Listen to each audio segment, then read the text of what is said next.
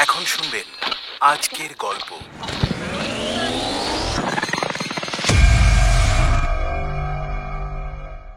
আমি মোটামুটি এইটুকু জানি, মামলাটা আমার নয়, তাই এর বেশি আর কিছু বলতে পারবো না। আমার বিশ্বাস হত্যাকারীদের আবির্ভাবের পরেই অশোক সেই ময়ূরটা নিয়ে বাইরে পালিয়ে যেতে পেরেছে। আপনাকে কি বাড়ির ভিতর পর্যন্ত পৌঁছে দেব? আমি নিজেই হাঁটতে পারছি না।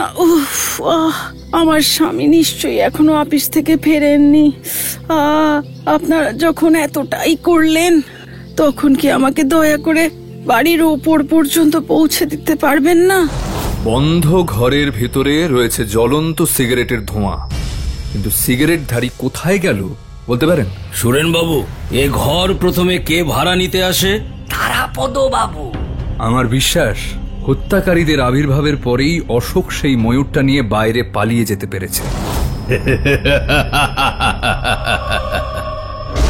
জয়ন্ত, ভগবানের নাম স্মরণ কর, আজ তোর অন্তিম কাল উপস্থিত।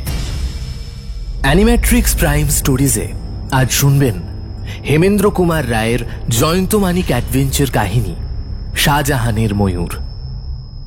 গল্প পাঠে আমি সায়ন্তন। নিবেদনে অ্যানিমেট্রিক্স প্রাইম স্টোরিজ। প্রযোজনা অ্যানিমেট্রিক্স মাল্টিমিডিয়া। প্রভাতী চায়ের আসর। ধরাচূড়াধারী পুলিশ অফিসার সুন্দরবাবুর আবির্ভাব যথাসময়ে। আচ্ছা, চায়ের আসরেও আপনি কি ধরাচূড়ো ত্যাগ করে আসতে পারেন না? সময় নেই ভাইয়া, সময় নেই। সর্বদাই ডিউটিতে থাকি, ধরাচুরো ছাড়বার সময় পাই না। বুঝলে মানিক, চেম্বারলেনের যেমন ছাতা, চার্চিলের যেমন চুরুট, গান্ধীজির যেমন ট্যাগ ঘড়ি, তেমনি আমাদের সুন্দরবাবুরও বিশেষত্ব হচ্ছে এই ধরাচুরো। ওর দিকে আর নজর দিও না মানিক। মানিকের কথা ছেড়ে দাও। এই ধরাচুরোর ওপরে জোর নজর দেওয়ার জন্য অন্য লোকেরও অভাব নেই। কিরকম? আরে অদূর ভবিষ্যতে বোধহয় ওই ধরাচুরো পরেই আমাকে পরলোকে যাত্রা করতে হবে। তাহার আর আশ্চর্য কথা কি? ঢেঁকি তো স্বর্গে গিয়েও ধান ভানে না হে ভায়া, ব্যাপারটা তুচ্ছ নয়, দস্তুর মতো মারাত্মক। কেন বলুন দেখি? যে কোনো মুহূর্তে আমি পটল তুলতে পারি। সে কি বলেন? কি আপনার ব্লাড প্রেশার বেড়েছে নাকি? আরে বাড়েও নি, কমেও নি। আসল কথা কি জানো? আমার পেছনে শত্রু ঘুরছে। শত্রু? হ্যাঁ, ভয়াবহ শত্রু, অদৃশ্য শত্রু। আচ্ছা, আপনি ব্যাপারটা একটু খুলে বলুন তো আমাদের। তাই বলতেই তো এসেছি ভায়া। কিন্তু রোশো, আগে গলাটা একটু ভিজিয়ে নি, পেটের ফাঁকটা একটু ভরিয়ে নি। আজকের খাদ্য তালিকা কি? শুনলে প্রফুল্ল হবেন আশা করি। বলো কি, বলো কি? আরে আমি তো না শুনেই প্রফুল্ল হয়ে উঠছি। প্রকাশ করে বলো শুনি। চায়ের সঙ্গে আজ পাবেন asparagus omelette, chocolate sandwich, sponge cake প্রভৃতি। আবার প্রভৃতি? নৈবেদ্যের উপরে চূড়ো সন্দেশ? সাধু সাধু, খেয়ে দে না ওরে জাদু, আর কদিন বই তো নয়। সুন্দরবাবু আনন্দে এত জোরে চেয়ারের উপরে নিজের শরীরটাকে স্থাপন করলেন যে চেয়ারখানা প্রতিবাদ করে উঠল সশব্দে। তাই দেখে জয়ন্ত বললে, কিন্তু মানিক কি বলে জানেন? মানিকের স্বভাব তো আমি জানি, নিশ্চয়ই সে ভালো কথা বলে না। ওহো, শালুক চিনেছেন গোপাল ঠাকুর? মানিকের মত হচ্ছে দেশ এখন স্বাধীন, ইংরেজদের আমরা বর্জন করেছি, ওই সঙ্গে বিলিতি খাবারগুলো বর্জন করা উচিত। আমি কি মন্দ প্রস্তাব করেছি সুন্দরবাবু? অতিশয় মন্দ প্রস্তাব, রীতিমতো অসাধু প্রস্তাব। সে কি? কেন? ইংরেজদের ত্যাগ করেছি বলে তাদের ভালোকেও ত্যাগ করতে হবে নাকি? তুমি এসব বাজে কথায় কান পেতো না জয়ন্ত।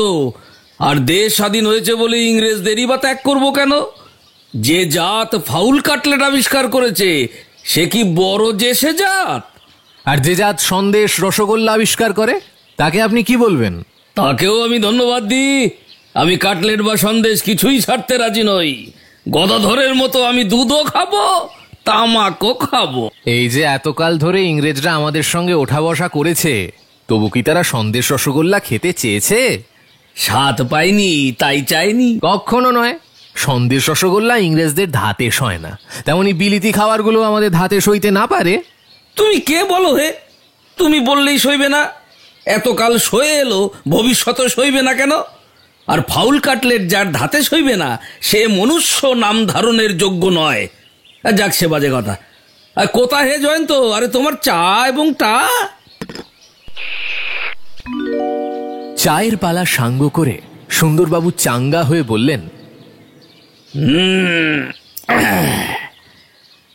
এইবার আমার পালা শুরু করি। নিশ্চয়ই নিশ্চয়ই, শুরু করুন। সুন্দরবাবু একখানা ইজি চেয়ারে আশ্রয় নিয়ে একটা বার্মা চুরুট ধরিয়ে বললেন, বড়ই শক্ত পাল্লায় পড়েছি ভায়া। কাল বিকেলে আমার থানায় একটা ভয়ানক কাণ্ড ঘটে গিয়েছে।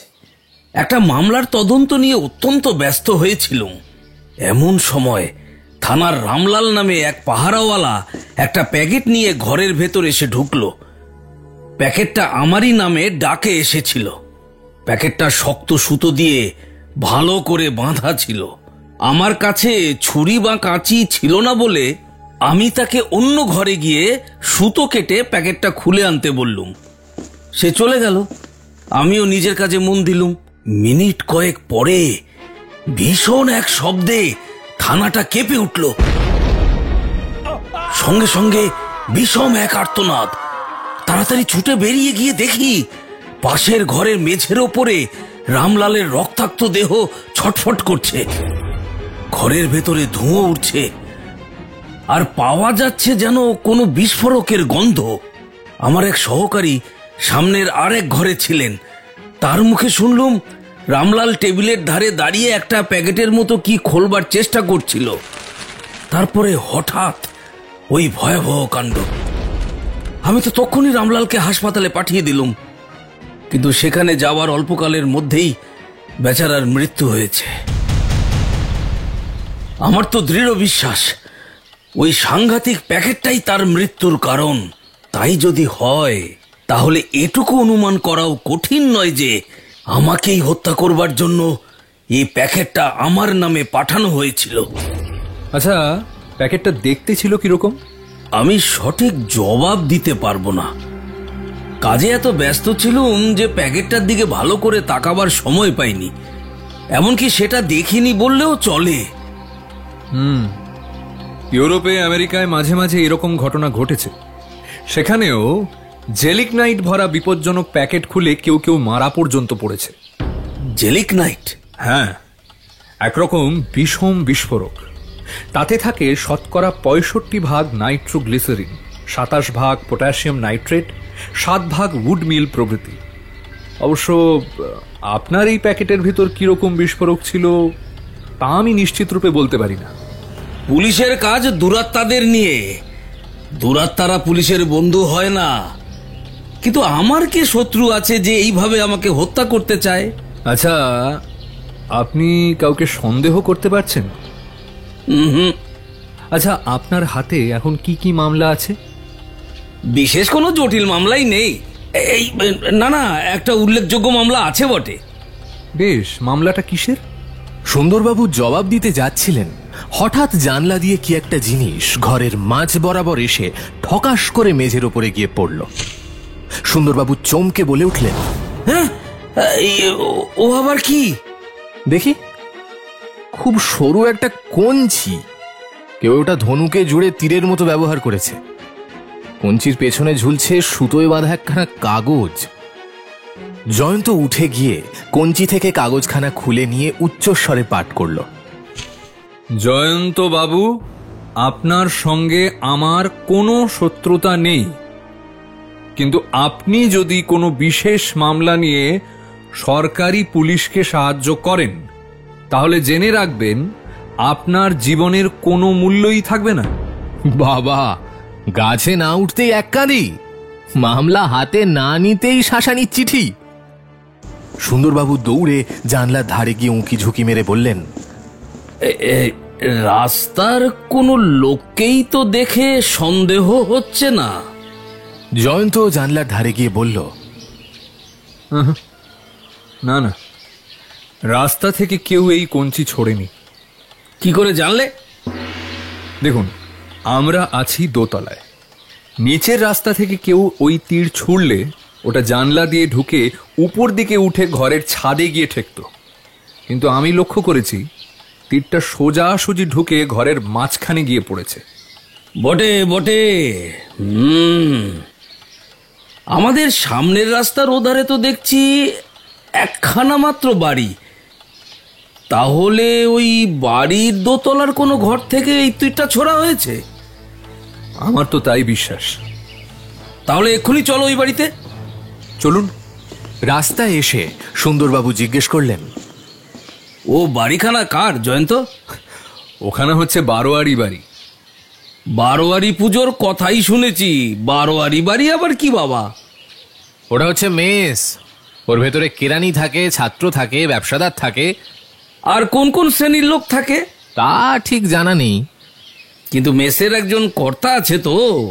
তা আছে বই কি, তার নাম শুনেছি সুরেন বাবু। লোকটির সঙ্গে আমার চোখের পরিচয়ও আছে। বেশ বেশ বেশ, আগে আমার তাকেই দরকার।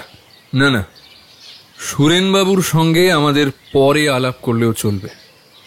আমার দোতলার ঘরের সরাসরি মেস বাড়ির ওই যে দোতলার ঘরখানা আছে, আগে আমি ওইখানে যেতে চাই।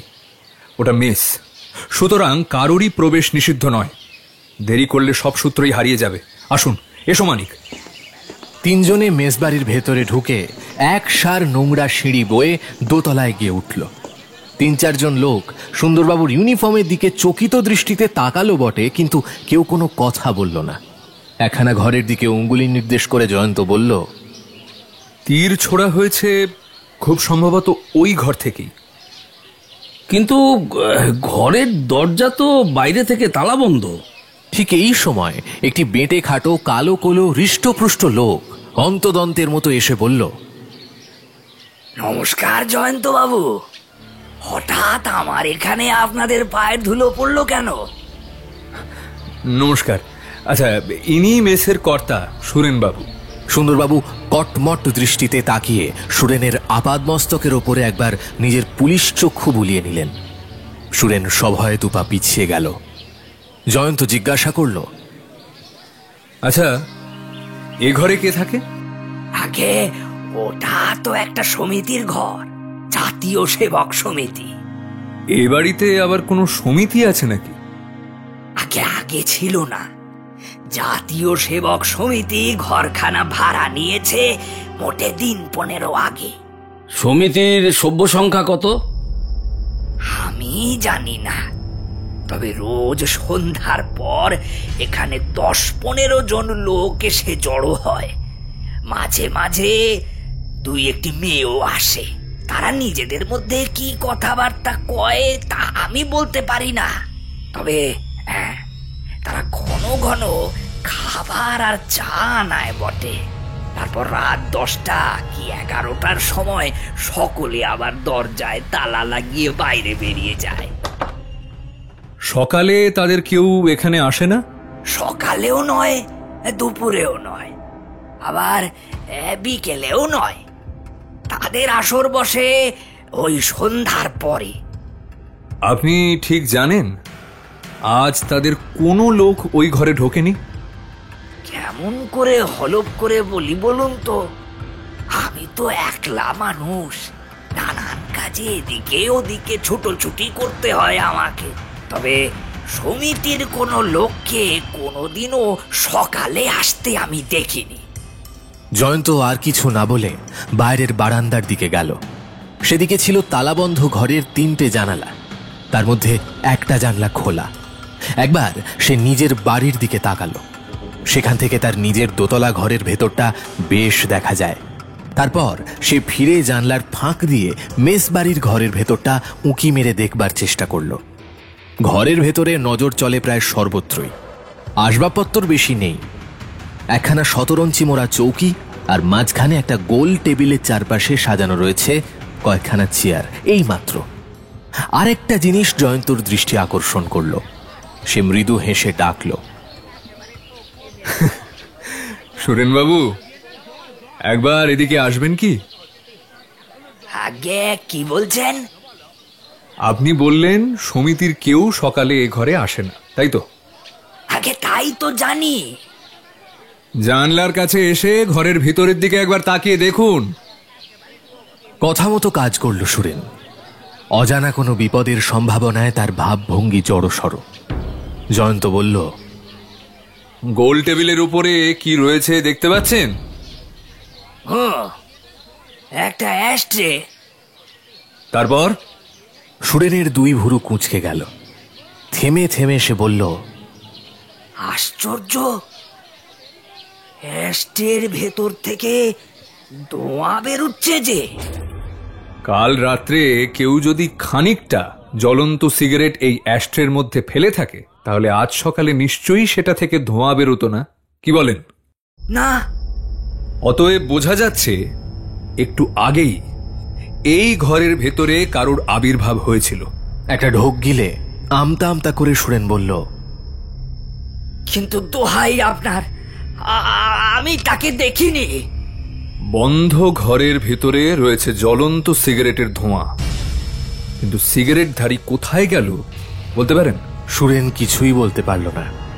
সুন্দরবাবু এগিয়ে এসে কঠোর স্বরে বললেন, সুরেনবাবু, এ ঘর প্রথমে কে ভাড়া নিতে আসে? তারাপদ বাবু। পরে জেনেছি তিনি সমিতির সম্পাদক। তার সম্বন্ধে আপনি কি জানেন? বিশেষ কিছুই নয়, তবে একদিন কথায় কথায় জানতে পেরেছিলুম গেল যুদ্ধের আগে তিনি থাকতেন সিঙ্গাপুরে। সুন্দরবাবু চমকে উত্তেজিত কণ্ঠে বলে উঠলেন, সিঙ্গাপুরে? আগে হ্যাঁ। আর কিছু জানতে পেরেছেন? আগে না, তারাপদ বাবু আর তার সমিতির লোকেরা মেসের কারুর সঙ্গে মেলামেশা করতে চান না। তারা নিজেদের কাজ নিয়েই এত ব্যস্ত থাকেন, আর নিজেদের মধ্যে কথাবার্তাও বলেন খুব নিচু গলায়। কেউ যদি কৌতূহলী হয়ে তাদের ঘরের আশেপাশে উকিঝুঁকি মারে তাহলেও তারা বিরক্ত হন। আচ্ছা, তাদের ব্যবহার আপনার কাছে রহস্যজনক বলে মনে হয়নি কখনো? তা তো হয়েছে বই কি। এই তারাপদ লোকটিকে দেখতে কেমন? একেবারে চমৎকার, রাজপুত্তুর বললেও হয়। দুধে আলতার মতো গায়ের রং, ভুরু, চোখ, নাক, ঠোঁট যেন তুলি দিয়ে আঁকা। ছিপছিপে গড়ন, কিন্তু পরিপুষ্ট দেহ। মাথায় কাঁধ ছোঁয়া কোকড়ানো চুল, ঠোঁটের উপরে খুব সরু একটি গোঁফের রেখা। দোষের মধ্যে তার দেহে পুরুষালী ভাব কম, আর মাথাতেও হ্যাঁ, তিনি বেশ খাটো। তার বয়স কত হবে? 26-27 থেকে 30-এর মধ্যে হবে। আচ্ছা, বেশ। তার পোশাক পরিচ্ছদ কিরকম? অত্যন্ত শৌখিন। জামা কাপড় জুতো সবই দামি। সিল্কের পাঞ্জাবি ছাড়া আর কোন রকম জামা তাকে ব্যবহার করতে দেখিনি কখনো। তার উপরে থাকে কোন দিন হীরার আর কোন দিন মুক্তোর বোতাম। 2 হাতের আঙুলেই আছে বেশ দামি দামি পাথর বসানো সব আংটি। এমনকি তার সোনার হাত ঘড়ির ওপরেও আছে সারি সারি হীরার ঝলক। তারাপদ বাবু যেখান দিয়ে যান সেইখানেই খানিকক্ষণ পর্যন্ত ছড়ানো থাকে অতি মধুর এসেন্সের সুগন্ধ। বলতে কি মশাই, তারাপদ বাবুর মতো ফুলবাবু আমি জীবনে আর 2টি দেখিনি। তিনি যে ধন কুবেরের ছেলে তাতে আমার আর কোনো সন্দেহ নেই। ধন্যবাদ সুরেনবাবু, আপনার কাছ থেকে তারাপদর চমৎকার একখানা ফটোগ্রাফ পেলুম। চলো হে জয়ন্ত, এইবার আমরা যেতে পারি। দুপা এগিয়ে হঠাৎ থেমে পড়ে আবার বললেন, ও হ্যাঁ, এই শুনুন সুরেনবাবু, আর একটা কথা বলে যাই। যদি নিজে বিপদে না পড়তে চান তাহলে আপনি... ভয়ে চমকে উঠে সুরেন বলল, বিপদ কেন? বিপদ কেন? তারাপদ বাবুরা কি বিপ্লববাদীর দল? ওরা যে কি তা আমরাও জানি না, কিন্তু একটা কথা মনে রাখবেন, নিজের ভালোর জন্য খুব ভালো করেই মনে রাখবেন, আমরা যে আজ এখানে এসেছি সমিতির কোনো লোক যেন ঘুণাক্ষরেও টের না পায়। চলো জয়ন্ত, চলো হে মানিক। রাস্তায় এসে জয়ন্ত বলল, সুন্দরবাবু, তারাপদ সিঙ্গাপুরে থাকতো শুনে হঠাৎ আপনি উত্তেজিত হয়ে উঠলেন কেন? এখানে নয় ভায়া, এখানে নয়, বাড়িতে চলো, সব বলছি। এমন সময় রাস্তায় জয়ন্তের পুরাতন ভৃত্য মধুর আবির্ভাব। তাড়াতাড়ি এসে সে বললে, বাবু, একটা মেয়ে আপনাকে ডাকতে এসেছে। মেয়ে? কোথায় সে? বৈঠকখানায় বসিয়ে রেখেছি বাবু। সে বললে তোমার বাবুকে এখনই দরকার, শিগগিরই ডেকে নিয়ে এসো। তাই আমি ছুটতে ছুটতে খবর দিতে এসেছি। তারা দ্রুত পদে বাড়িতে এসে বৈঠকখানার ভেতরে প্রবেশ করল। জয়ন্ত এদিক ওদিক তাকিয়ে বলল, কই মধু? এখানে তো কেউ নেই। মধু হতভম্বের মতো বলল, আমি তো ওই চেয়ারের ওপরেই মেয়েটিকে বসিয়ে আপনাকে খবর দিতে গিয়েছিলুম। জয়ন্ত এগিয়ে গিয়ে বলল, চেয়ারের উপরে কোনো মানব বা মানবীর মূর্তি নেই বটে, কিন্তু একখানা কাগজ পড়ে রয়েছে দেখছি। সে কাগজখানা তুলে নিয়ে উচ্চস্বরে পাঠ করল, জয়ন্তবাবু, সাবধান। আপনি আমার অনুরোধ রাখলেন না, সুন্দরবাবুর পক্ষই অবলম্বন করলেন। উত্তম। ভীমরুলের চাকে যখন হাত দিয়েছেন, দংশনের জ্বালা আপনাকে সহ্য করতেই হবে। এ দংশন কি জানেন? অনিবার্য মরণ, নিশ্চিত মরণ। জয়ন্ত ভায়া, বুঝতে পারছো কি, আমরা নিশ্চয়ই কোনো একটা মস্ত বড় অ্যাডভেঞ্চারের দিকে এগিয়ে চলেছি। বিপজ্জনক অ্যাডভেঞ্চার। আসল ব্যাপার কি জানলুম না, অথচ গোড়া থেকেই উত্তেজনার ধাক্কা। গাছে না উঠতেই এক কাঁদি। জয়ন্ত, তুমি চুপ করে আছো কেন? কতগুলো কথা ভাবছি। কি কথা?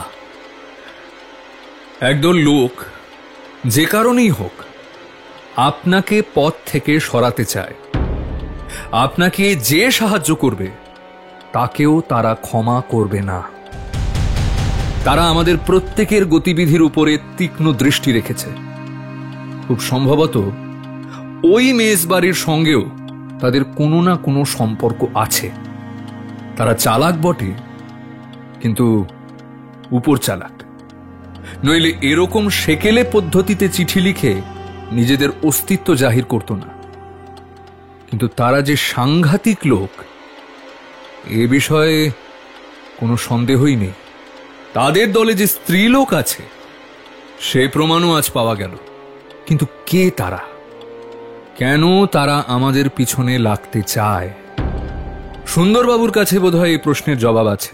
সুন্দরবাবু একখানা চেয়ারের ওপর বসে বললেন, হয়তো আছে, হয়তো নেই, আমি নিশ্চয়ই করে কিছু বলতে পারি নে। সুরেনবাবুর মুখে সিঙ্গাপুরের নাম শুনে আপনি অমন উত্তেজিত হলেন কেন? আরে, এ কথা তো আগেও জিজ্ঞেস করেছো। হ্যাঁ, যা বলছি শোনো। তোমরা তো জানো, মাস 5 আগে একজন জালিয়াতকে গ্রেপ্তার করার জন্য আমাকে সিঙ্গাপুরে যাত্রা করতে হয়েছিল। তা জানি, কিন্তু মামলাটার কথা কিন্তু ভালো করে জানি না। সংক্ষেপে বলি শোনো। বীরেন্দ্রলাল একজন শিক্ষিত লোক আর সম্ভ্রান্ত ঘরের ছেলে, কিন্তু বদখেয়ালিতে পৈতৃক সম্পত্তি উড়িয়ে দিয়ে শেষটা অর্থাভাবে জালিয়াতি ব্যবসা অবলম্বন করে। নোট জাল করতে সে অদ্বিতীয়। জাল নোট চালিয়ে সে প্রচুর অর্থ উপার্জন করে, কিন্তু শেষ পর্যন্ত তার দলের কয়েকজন লোক ধরা পড়ে যায়, আর সেও হয় নিরুদ্দেশ। এটা হচ্ছে 2 বছর আগেকার কথা। তারপর মাস কয়েক আগে আমরা খবর পাই সিঙ্গাপুর অঞ্চলে নাকি জাল নোটের বড়ই বাড়াবাড়ি হয়েছে। গুপ্তচরের মুখে আরো শুনি কলকাতা থেকে এক বাঙালি বাবু নাকি সিঙ্গাপুরে গিয়ে একদল জালিয়াতের সর্দার হয়ে বসেছে। সেই দলের লোকেরা নাকি কেবল জালিয়াতি নয়, মানুষ খুন করতেও ভয় পায় না। আমাদের সন্দেহ হয় সিঙ্গাপুরের ওই বাঙালি বাবু আর কলকাতা থেকে নিরুদ্দিষ্ট বীরেন্দ্রলাল অভিন্ন ব্যক্তি। আমাদের সন্দেহ সত্য কিনা জানবার জন্য ইন্সপেক্টর চারুবাবুকে সঙ্গে নিয়ে আমি সিঙ্গাপুরে গিয়ে হাজির হই। অনুসন্ধানের ফলে জানা গেল আমাদের সন্দেহ মিথ্যে নয়। বীরেন্দ্রকেও প্রায় গ্রেপ্তার করেছিলুম, কিন্তু আমাদের চোখে ধুলো দিয়ে সরে পড়ে। বীরেনের বাসা হাতড়ে পেলুম, খালি তার ডায়েরি আর ফটোগ্রাফ। ডায়েরিখানা বাজে কথায় ভরা, আমাদের কোনো কাজে লাগবে না, কিন্তু ফটোগ্রাফখানা পেয়ে আমার ভারী উপকার হয়েছে। কিরকম উপকার? জানতে পেরেছি যে কলকাতায় আবার বীরেন্দ্রলালের শুভাগমন হয়েছে। কেমন করে জানতে পারলেন? আরে তোমাদের ওই সুরেনবাবুর কথায়। উনি তারাপদর যে বর্ণনা দিলেন তার সঙ্গে বীরেনের চেহারা হুবহু মিলে যায়। জয়ন্ত কিছুক্ষণ চুপ করে বসে রইল, তারপর বলল, আপনার আর কিছু বলবার নেই? আরে আমার আসল বক্তব্য তো এখনো বলাই হয়নি। বীরেন কলকাতায় এসেছে জানতে পেরে আমাদের চোখের সামনে থেকে অনেকখানি অন্ধকার সরে গেছে। শোনো, দিন 15 আগে আমার হাতে আসে একটা খুনের মামলা। হত ব্যক্তির নাম মুকুন্দলাল মুখোপাধ্যায়। তার সম্বন্ধে বিশেষ কিছু জানা যায়নি। পাড়ার লোকের মুখ থেকে কেবল এইটুকু শুনেছি, মাস 6 আগে তিনি বাইরে থেকে কলকাতায় এসে বাড়ি ভাড়া করে বাস করছিলেন। মুকুন্দবাবুর বয়স 50-এর কম নয়। তিনি বিপত্নিক। তাঁর 2 ছেলে, বড় ছেলের নাম সনত কুমার আর ছোট ছেলের নাম অশোক কুমার। আন্দাজ বয়স যথাক্রমে ওই 26 আর 24। দুজনেই অবিবাহিত। পিতা পুত্র সকলেরই স্বভাব ছিল একই রকম। পাড়ার কারুর সঙ্গেই তাদের মেলামেশা ছিল না। তারা বাইরের লোককে এড়িয়ে চলবার জন্য যথাসাধ্য চেষ্টা করত। তাদের কি পেশা ছিল? আশ্চর্য এই, তাদের কোনো পেশাই ছিল না। কোনো ব্যাংকেও মুকুন্দবাবুর নামে টাকা গচ্ছিত নেই। হয়তো তার হাতে নগদ টাকা ছিল, তাই ভাঙিয়েই সংসার চলতো। আচ্ছা, বাড়িতে ঝি, চাকর, পাচক এসব ছিল তো? পাচকও ছিল না, চাকরও ছিল না। একটা ঠিকে ঝি দুবেলা কিছুক্ষণের জন্য এসে কাজ সেরে চলে যেত। মুকুন্দবাবুদের খাবার আসতো হোটেল থেকে। বেশ রহস্যময় পরিবার। আচ্ছা, আপনি মুকুন্দবাবুর বাড়ি খানা তল্লাশ করে তার আত্মীয় বন্ধুর কোনো চিঠি পাননি? পেয়েছি, কেবল একখানা চিঠির একটা টুকরো। তার কথা পরে বলছি। মুকুন্দবাবু ফেরারি আসামি নন তো?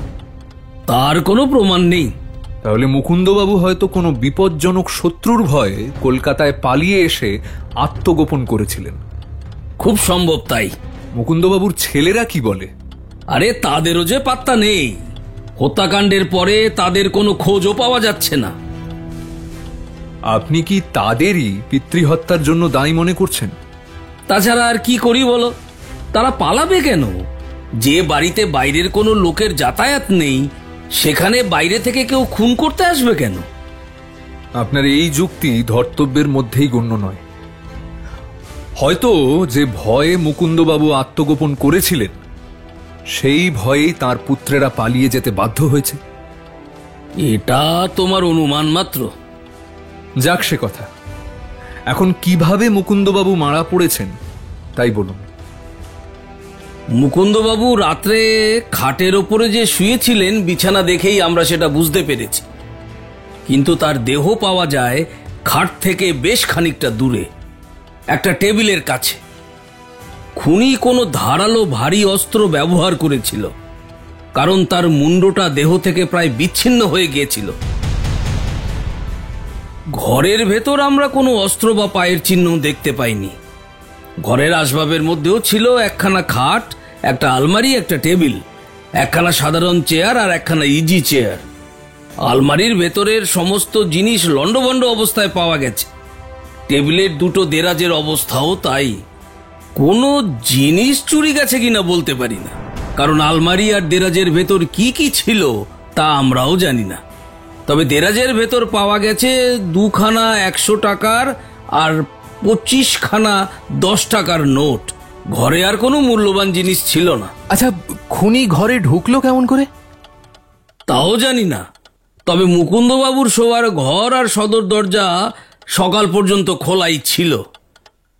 আপনি কি একটা চিঠির টুকরোর কথা বলছিলেন? হ্যাঁ, ওই মৃত মুকুন্দবাবুর মুষ্টিবদ্ধ হাতের ভেতর থেকে এই কাগজের টুকরোটা পাওয়া গেছে।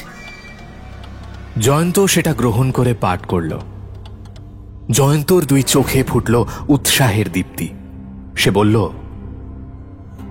এটা একখানা পত্রের ছিন্নাংশ। খুব সম্ভবত হত্যাকারী যখন এই পত্রখানা হস্তগত করেছিল, মুকুন্দবাবু সেই সময় তার হাত থেকে এখানা ছিনিয়ে নিতে গিয়ে মারা পড়েছেন। এর মধ্যে দ্বিতীয় দ্রষ্টব্য হচ্ছে পত্রখানা 1946 খ্রিস্টাব্দের মে মাসের 13 তারিখে লিখে পাঠিয়ে দেওয়া হয়েছে সিঙ্গাপুর থেকে। সুন্দরবাবু, এইবারে তৃতীয় দ্রষ্টব্য কি দেখবেন? আরো কিছু দ্রষ্টব্য আছে নাকি? জয়ন্ত পকেট থেকে আরো দুখানা কাগজ বের করে ছিন্নপত্রের পাশে টেবিলের উপর রেখে হাসতে হাসতে বলল, এই আপনার ছেঁড়া চিঠির টুকরো।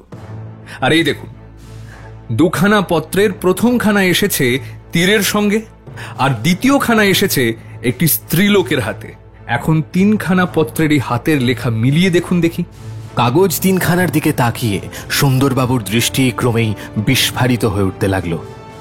মানিক চমৎকৃত হয়ে বলল, হে জয়ন্ত, এই তিনখানা কাগজেই যে একই হাতের লেখা। ঠিক তাই। বীরেন মুকুন্দবাবুকে খুন করেছেন কিনা জানি না, তবে সেই যে তাকে সিঙ্গাপুর থেকে চিঠি লিখেছিল তাতে আর কোনো সন্দেহ নেই। সুন্দরবাবু লাফ মেরে দাঁড়িয়ে উঠে বললেন, দেখে নেব, এইবারে বীরেনকে আমি দেখে নেব। সাধে কি তোমার কাছে আসি জয়ন্ত? একসঙ্গে আমার দুটো মামলার ভার হালকা করে দিলে। আগে তো আজ সন্ধ্যেতেই জালিয়াতির মামলার জন্য বীরেনকে গ্রেপ্তার করি, তারপর বোঝা যাবে মুকুন্দবাবুর হত্যার সঙ্গে তার সম্পর্ক আছে কতখানি। জয়ন্ত, মানিক, আজ সন্ধ্যার সময় জাতীয় সেবক সমিতির আসরে তোমাদেরও আমন্ত্রণ রইল। সন্ধ্যের আগেই জয়ন্তর বাড়িতে হলো সুন্দরবাবুর আবির্ভাব। জয়ন্ত মৃদু হেসে বলল, যুদ্ধের সমস্ত আয়োজন তবে প্রস্তুত? এক্ষেত্রে মানে কি সুন্দরবাবু?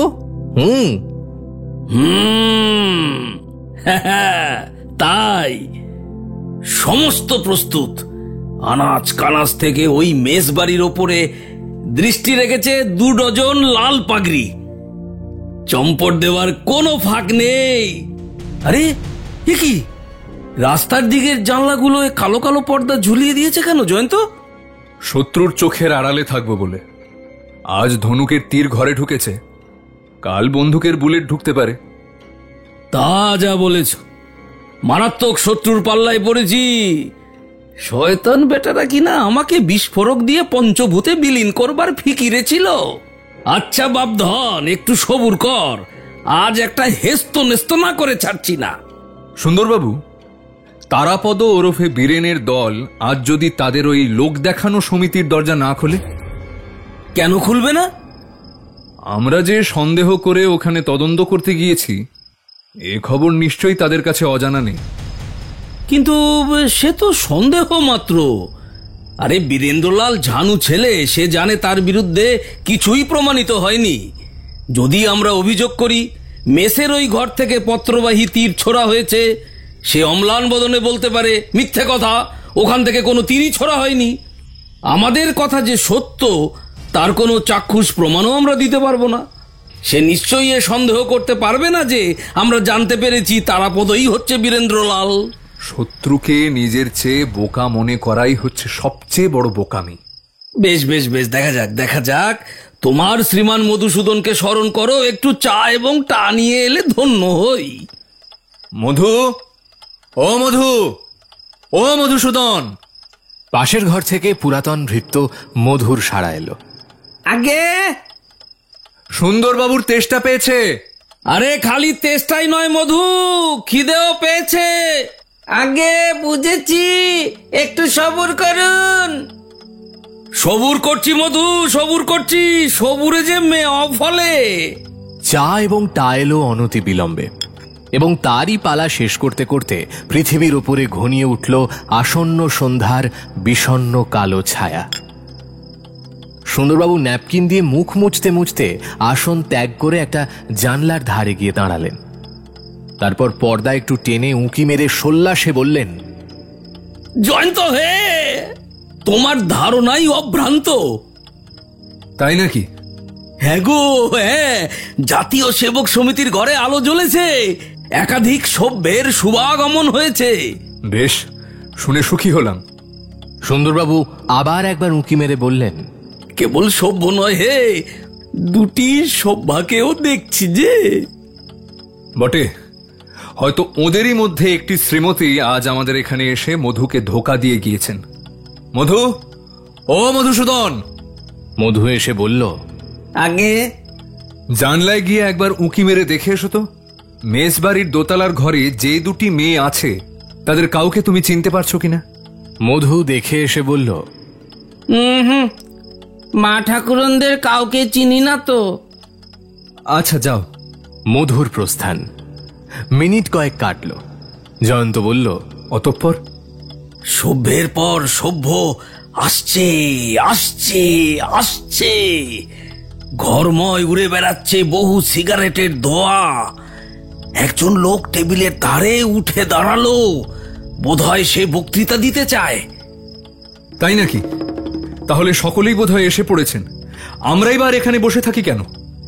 সুন্দরবাবু জানলার ধার ত্যাগ করে ভারিক্কি গলায় বললেন, তবে এইবার শুরু হোক আমাদের অভিযান।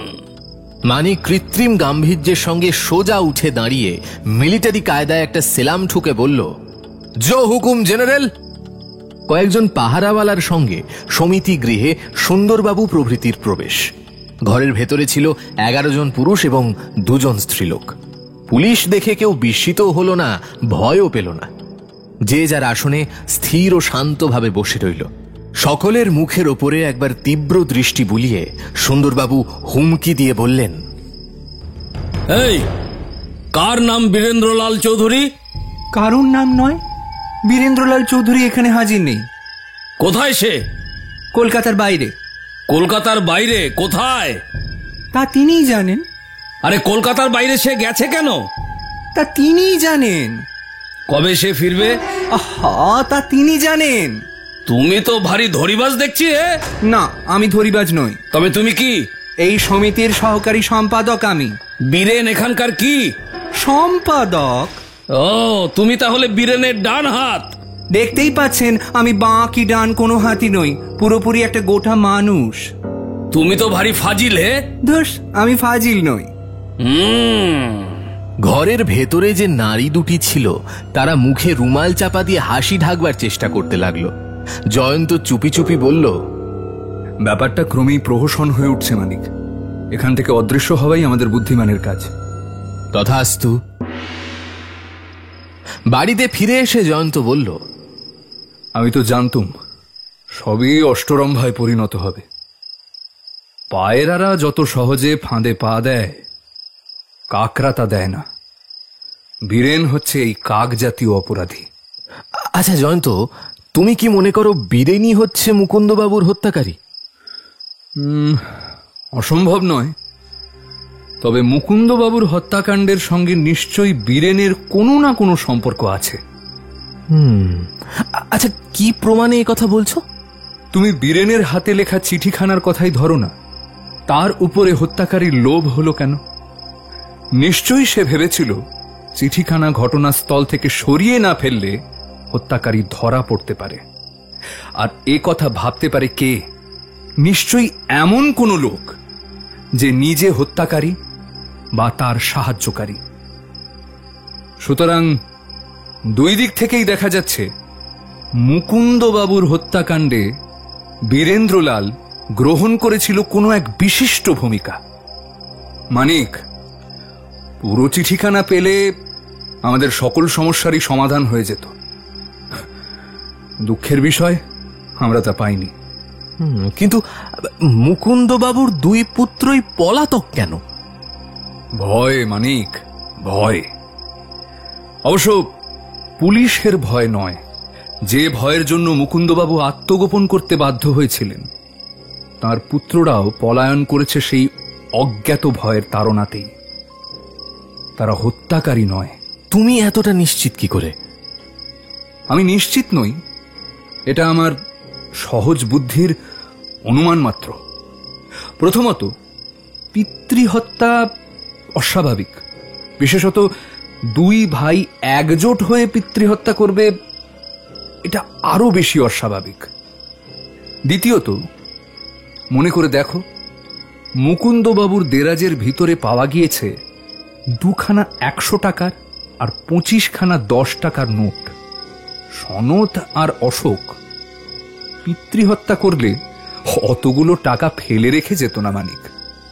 আচ্ছা, যদি অন্য লোকই হত্যাকারী হয়, তবে সেও তো ওই টাকাগুলো নিয়ে যায়নি। নিশ্চয়ই সে অনেক মূল্যবান কোনো দ্রব্যের লোভে মুকুন্দবাবুর বাড়িতে এসেছিল। আর এও হতে পারে, পিতা নিহত হয়েছেন জেনে পুত্ররা যখন সভয়ে পলায়ন করে, হত্যাকারীও তখন জানাজানি হওয়ার আশঙ্কায় তাড়াতাড়ি সরে পড়তে বাধ্য হয়। নোটগুলো হস্তগত করবার অবকাশ সে পায়নি। যাক, আজ আর এসব নিয়ে মস্তিষ্ককে ভারাক্রান্ত করে লাভ নেই। এখন নিশ্চিন্ত হয়ে একটু বাঁশি বাজানো যাক।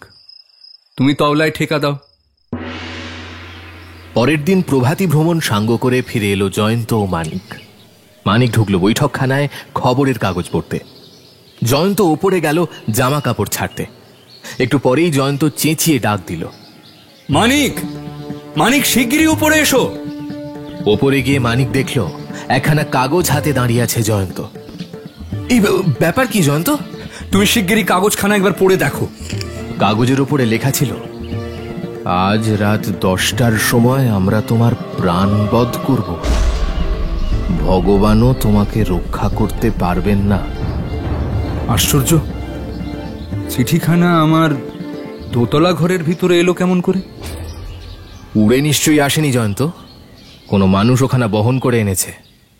বলা বাহুল্য, কিন্তু মানিক, আমরা যখন বাড়ি থেকে বেড়াতে বেরোই, চিঠিখানা তখন যে ওখানে আমার জন্য অপেক্ষা করছিল না, এ আমি হলপ করে বলতে পারি। তাহলে আমরা বেরোবার পর চিঠিখানা এসেছে। মধু, মধু। মধু এলে জয়ন্ত বলে, আমরা বাইরে যাওয়ার পর কেউ আমাকে ডাকতে এসেছিল? কই না তো। আচ্ছা, কেউ তোমাকে কোনো চিঠি দিয়ে যায়নি? না বাবু, কেউ না। তাহলে আমার দোতলার ঘরে এই চিঠিখানা রেখে গেল কে? জয়ন্তর হাতের পত্রের দিকে মধু হতভম্বের মতো হাঁ করে তাকিয়ে রইল খানিকক্ষণ। তারপর মাথা চুলকোতে চুলকোতে বলল, এ যে বড় আজব কাণ্ড বাবু, আমি তো কিছুই বুঝতে পারছি না। দেখো মধু, তুমি একবার ভালো করে ভেবে দেখো। আমি দিব্যি গেলে বলতে পারি আজ আর কেউ এ বাড়িতে আসেনি। বাইরের কোনো লোককে দারোয়ানি বা বাড়িতে ঢুকতে দেবে কেন? আচ্ছা, দারোয়ানকেও গিয়ে একবার জিজ্ঞেস করে এসো দেখি। মধু ঘরের বাইরে গেল। জয়ন্ত রাস্তার দিকে জানলাগুলো পরীক্ষা করতে করতে বলল, না, জানলার সব গরাত তো ঠিকই আছে। বন্দুকের গুলির মতো পর্দা ফুঁড়েও চিঠিখানা ঘরে ঢুকতে পারে না। সে কার্পেটের ওপরে চোখ বুলোতে বুলোতে দরজার কাছে গেল। তারপর হেঁট হয়ে কি দেখে হাঁটু গেড়ে বসে পড়ল। মধু দরজার সামনে এসে দাঁড়ালো।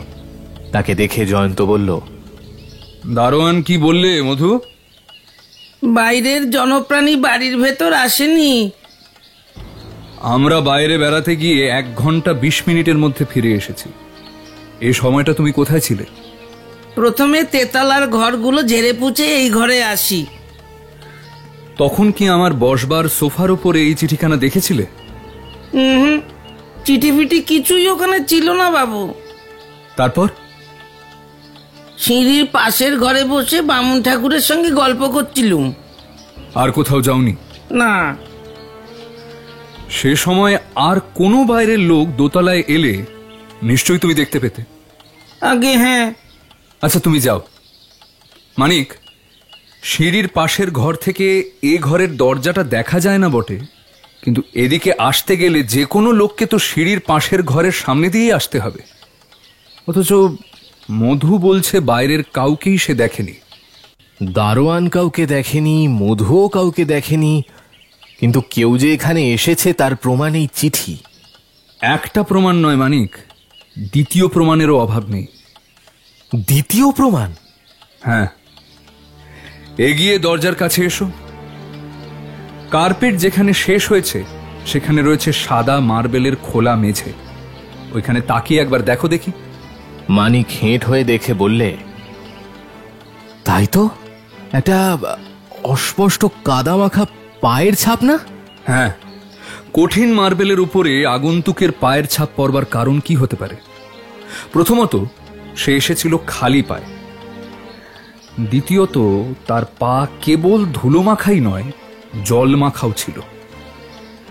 বেশ বোঝা যাচ্ছে এ হচ্ছে ভিজে পায়ের ধুলো, তাই অস্পষ্ট কাদার মতো দেখাচ্ছে। কিন্তু মানিক, এখানেও আরেক বাধা আছে। কিরকম? আচ্ছা, আমরা ধরে নিলুম যেন নিঃশব্দে চলাফেরা করবার জন্যেই আগন্তুক পাদুকা ত্যাগ করেছিল, আর তাই তার পায়ে লেগেছিল ধুলো। কিন্তু তার পায়ে জল লাগলো কেন? কাল ও আজ বৃষ্টি হয়নি, আমার বাড়ির চারদিক করছে শুকনো খটখটে, তবে আগন্তুকের পায়ে জল লাগলো কেন? এসো, এ ধাঁধার উত্তর পাওয়ার জন্য আরেকটু আমাদের চেষ্টা করে দেখতে হবে। ঘরের বাইরেও ছিল মার্বেল বাঁধানো মেঝে। এখানে আতশ কাঁচ নিয়ে জয়ন্ত মেঝের ওপর হুমড়ি খেয়ে পড়ল। তারপর মেঝের ওপরটা পরীক্ষা করতে করতে হামাগুড়ি দিয়ে অগ্রসর হলো তার বাথরুমের দরজা পর্যন্ত।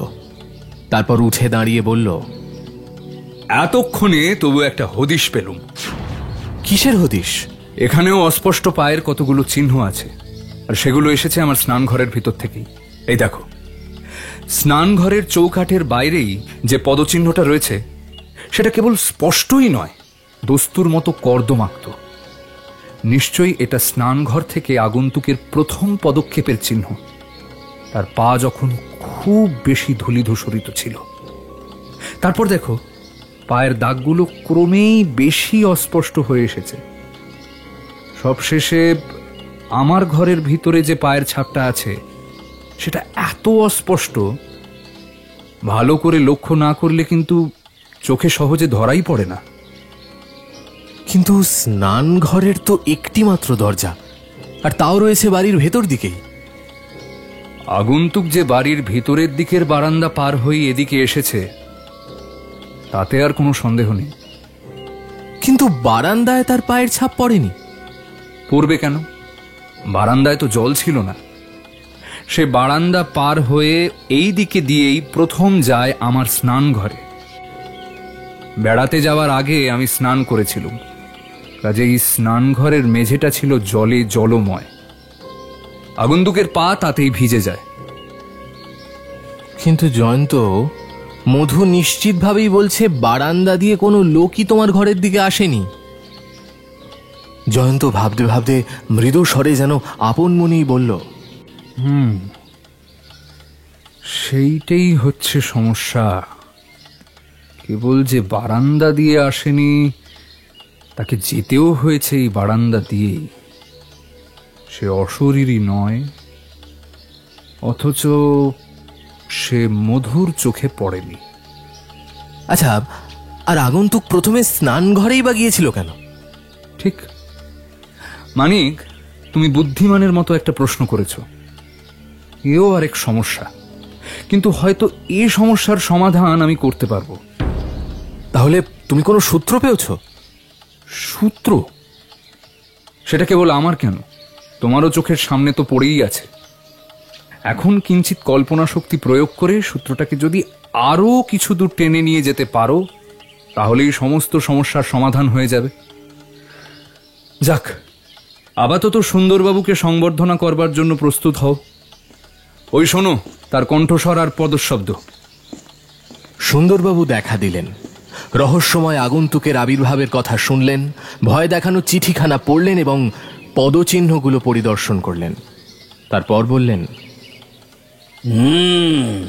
সন্দেহ হচ্ছে, সন্দেহ হচ্ছে, আমার সন্দেহ হচ্ছে। বটে? জয়ন্তর চাকর মধু আর রাধুনির ওপরে আমার সন্দেহ হচ্ছে। তারাই তো এ বাড়িতে খালি পায়ে আনাগোনা করে। এই পদচিহ্নগুলোর সঙ্গে তাদের পা মেলে কিনা আমি একবার দেখতে চাই। পদচিহ্নগুলো তো আর পালিয়ে যাচ্ছে না। দরকার হলে পরে আপনার সন্দেহ ভঞ্জন করতে পারেন। আপাতত সবচেয়ে বড় প্রশ্নের জবাব দিন দেখি। সবচেয়ে বড় প্রশ্ন আবার কি? ধরলুম আমাকে ভয় দেখিয়ে ওই চিঠিখানা লিখেছে বীরেন্দ্র লালী। সে বলেছে আজই আমাকে নিশ্চয়ই জমের বাড়িতে পাঠাবে। কাল নয়, পরশু নয়, আজই। সে এতটা নিশ্চিত কেন? সুন্দরবাবু তাচ্ছিল্য ভরে বললেন, আরে যেতে দাও ভায়া, যেতে দাও। বীরেনের কথা যেতে দাও। আজ এই বাড়ি ঘিরে এমন পুলিশ পাহারা বসাবো যে একটা মশাকি মাছি পর্যন্ত তোমার ত্রিসীমানায় আসতে পারবে না। পুলিশ পাহারাই প্রাণ রক্ষার প্রধান উপায় নয়। পুলিশ যেখানে গিজগিজ করছে সেই থানার ভিতরে বসেই তো বিস্ফোরকের মহিমায় আপনি আরেকটু হলেই পরলোক গমন করতেন। আমার মাথায় জেগেছে আর এক সন্দেহ। এসো মানিক, আমাকে সাহায্য করবে, এসো। জয়ন্ত ঘরের ভিতরে ঢুকল, পেছনে পেছনে মানিক ও সুন্দরবাবু। মানিক, এসো, আমরা ঘরের ভিতরটা একবার তন্ন তন্ন করে খুঁজি। সুন্দরবাবুও সাহায্য করতে পারেন। দেখা যাক বিপজ্জনক কিছু পাওয়া যায় কিনা। প্রায় 15 মিনিট ধরে ঘরের চারিদিকে চলল খোঁজাখুঁজি।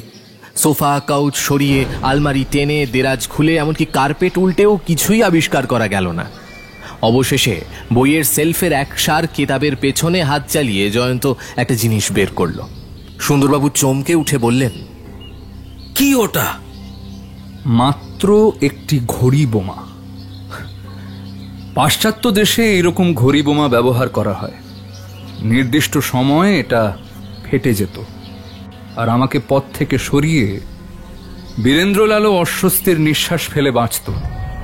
কিন্তু তখন আপনার পুলিশ পাহারা আমার কি উপকারে লাগতো সুন্দরবাবু?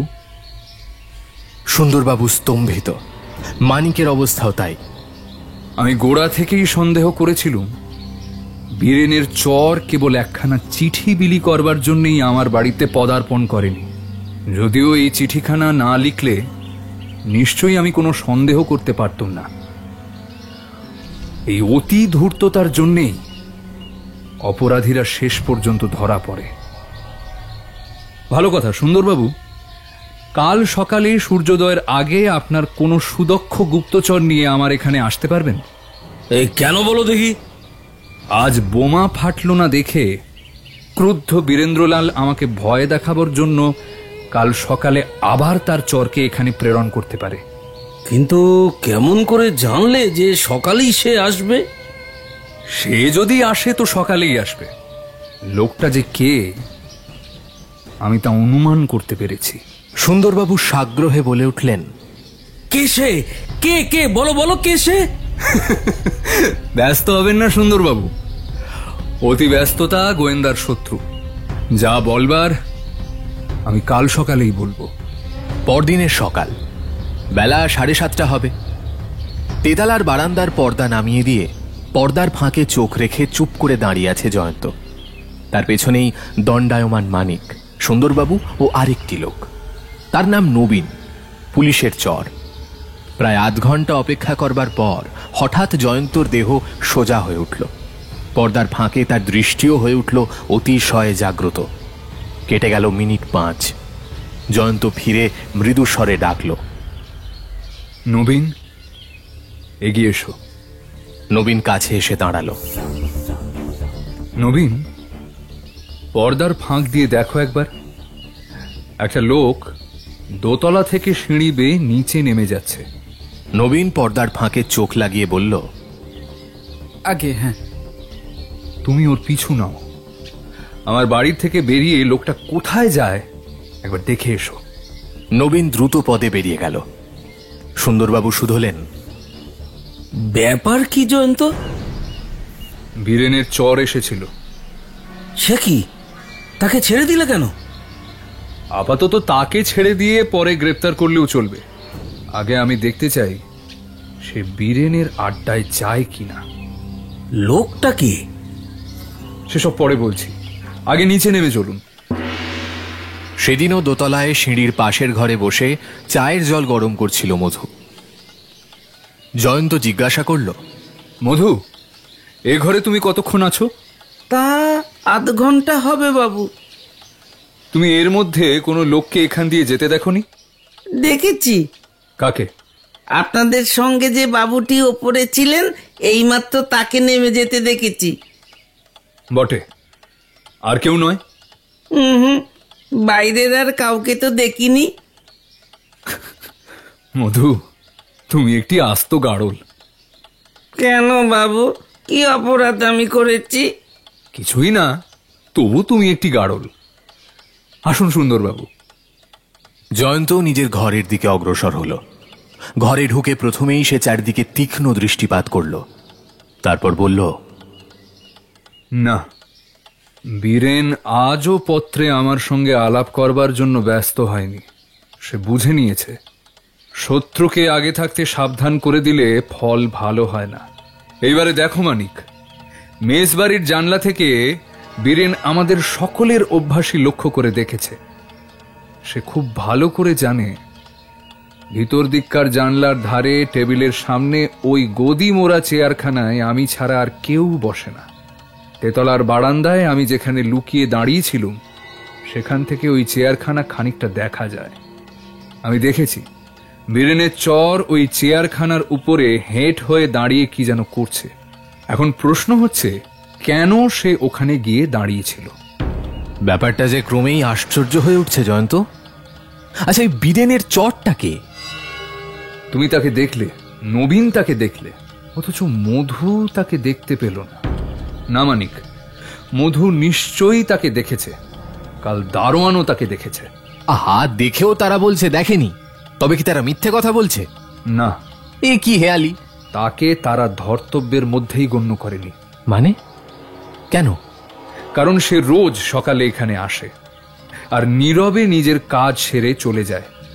যেমন গয়লা, রোজ সকালে সে এখানে আসে, কালও নিশ্চয়ই এসেছিল। কিন্তু মধু বা দারোয়ান তার কথা আমায় একবারও উল্লেখ করেনি। তুমি কি তাকেই সন্দেহ করছো? মোটেই না।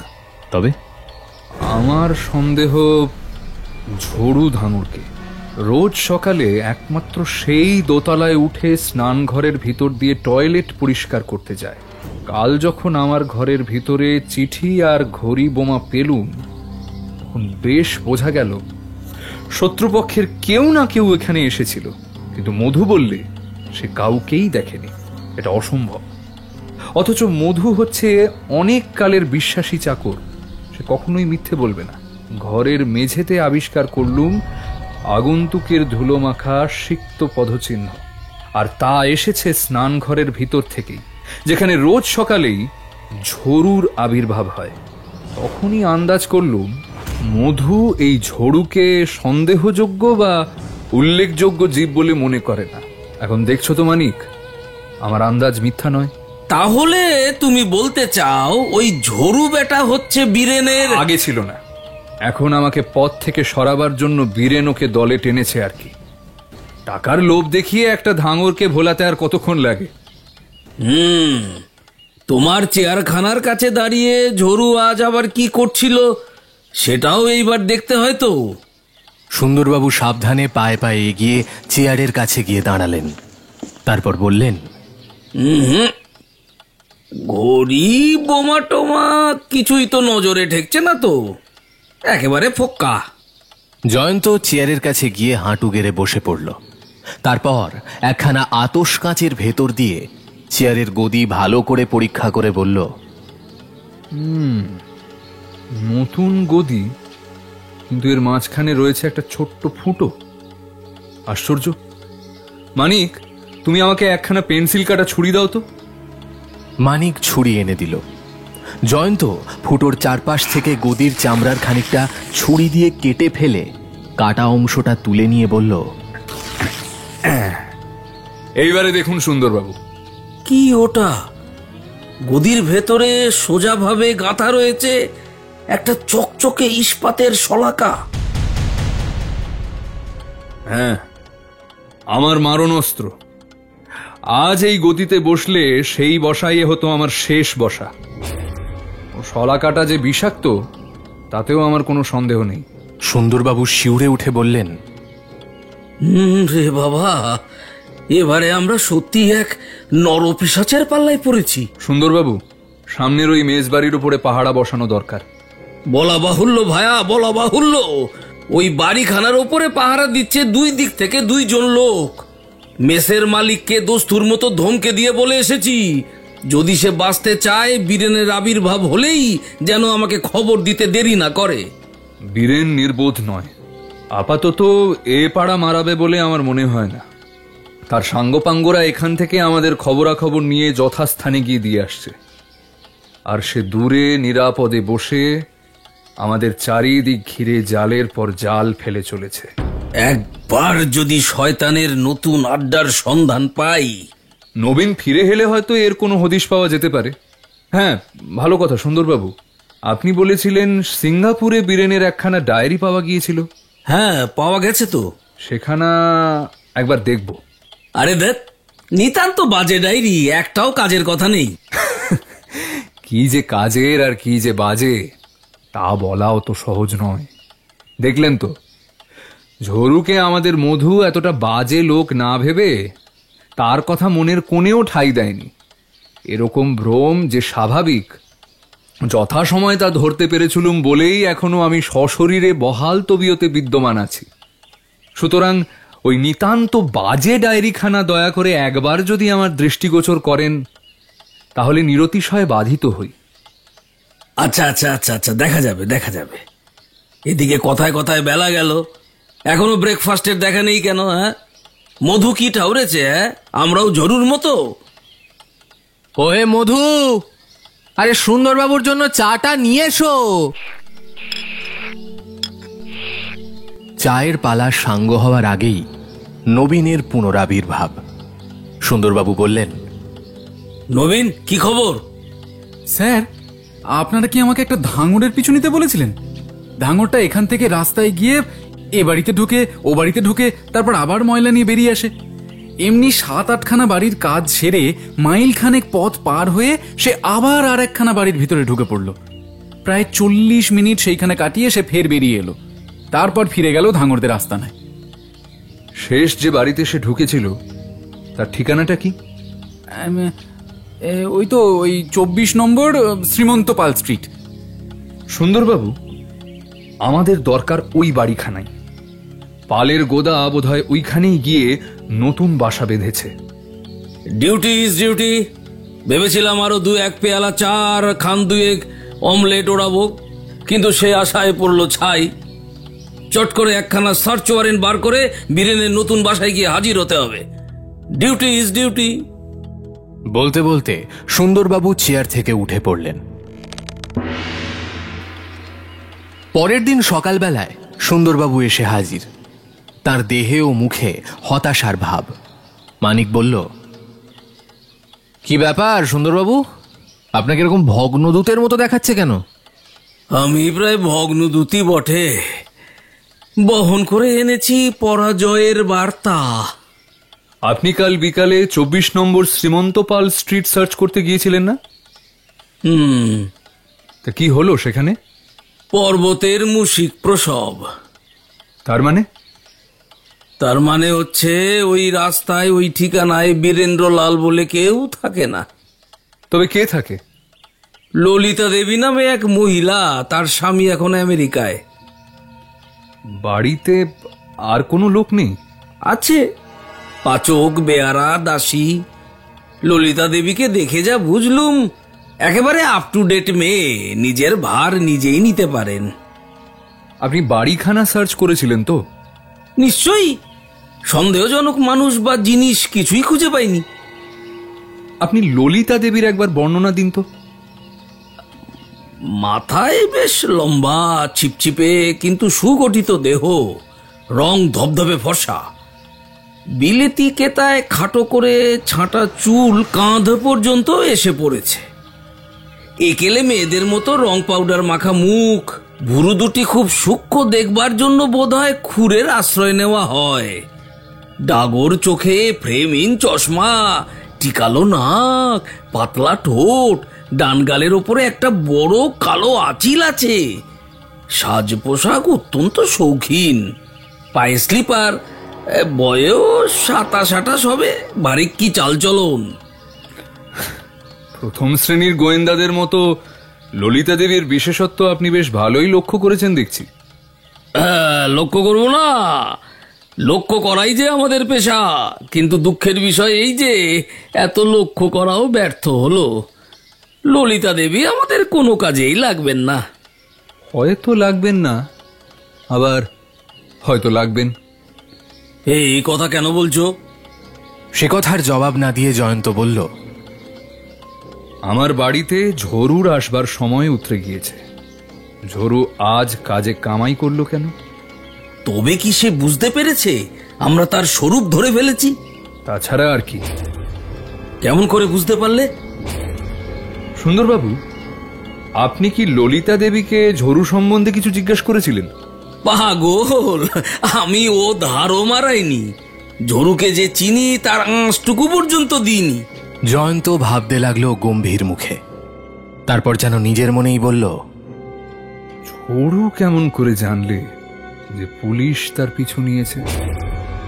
হ্যাঁ, নিশ্চয়ই এটা সে জানতে পেরেছে, নইলে আজ এলো না কেন? আপাতত ও সমস্যা নিয়ে তুমি থাকো, আমি এখন গা তুললুম। সুন্দরবাবু, আপনার হাতে কাগজে মোড়া ওটা কি? ও, এটা হচ্ছে বীরেনের ফটো। কাগজে ছাপবার জন্য নিয়ে যাচ্ছি। কই দেখি একবার। ফটোখানা নিয়ে জয়ন্ত খুব মন দিয়ে দেখতে লাগলো। কেবল খালি চোখে দেখে খুশি হলো না, আতশ কাচেরও সাহায্য গ্রহণ করলো। তার দৃষ্টি কেবল তীক্ষ্ণ নয়, কঠিন হয়ে উঠল।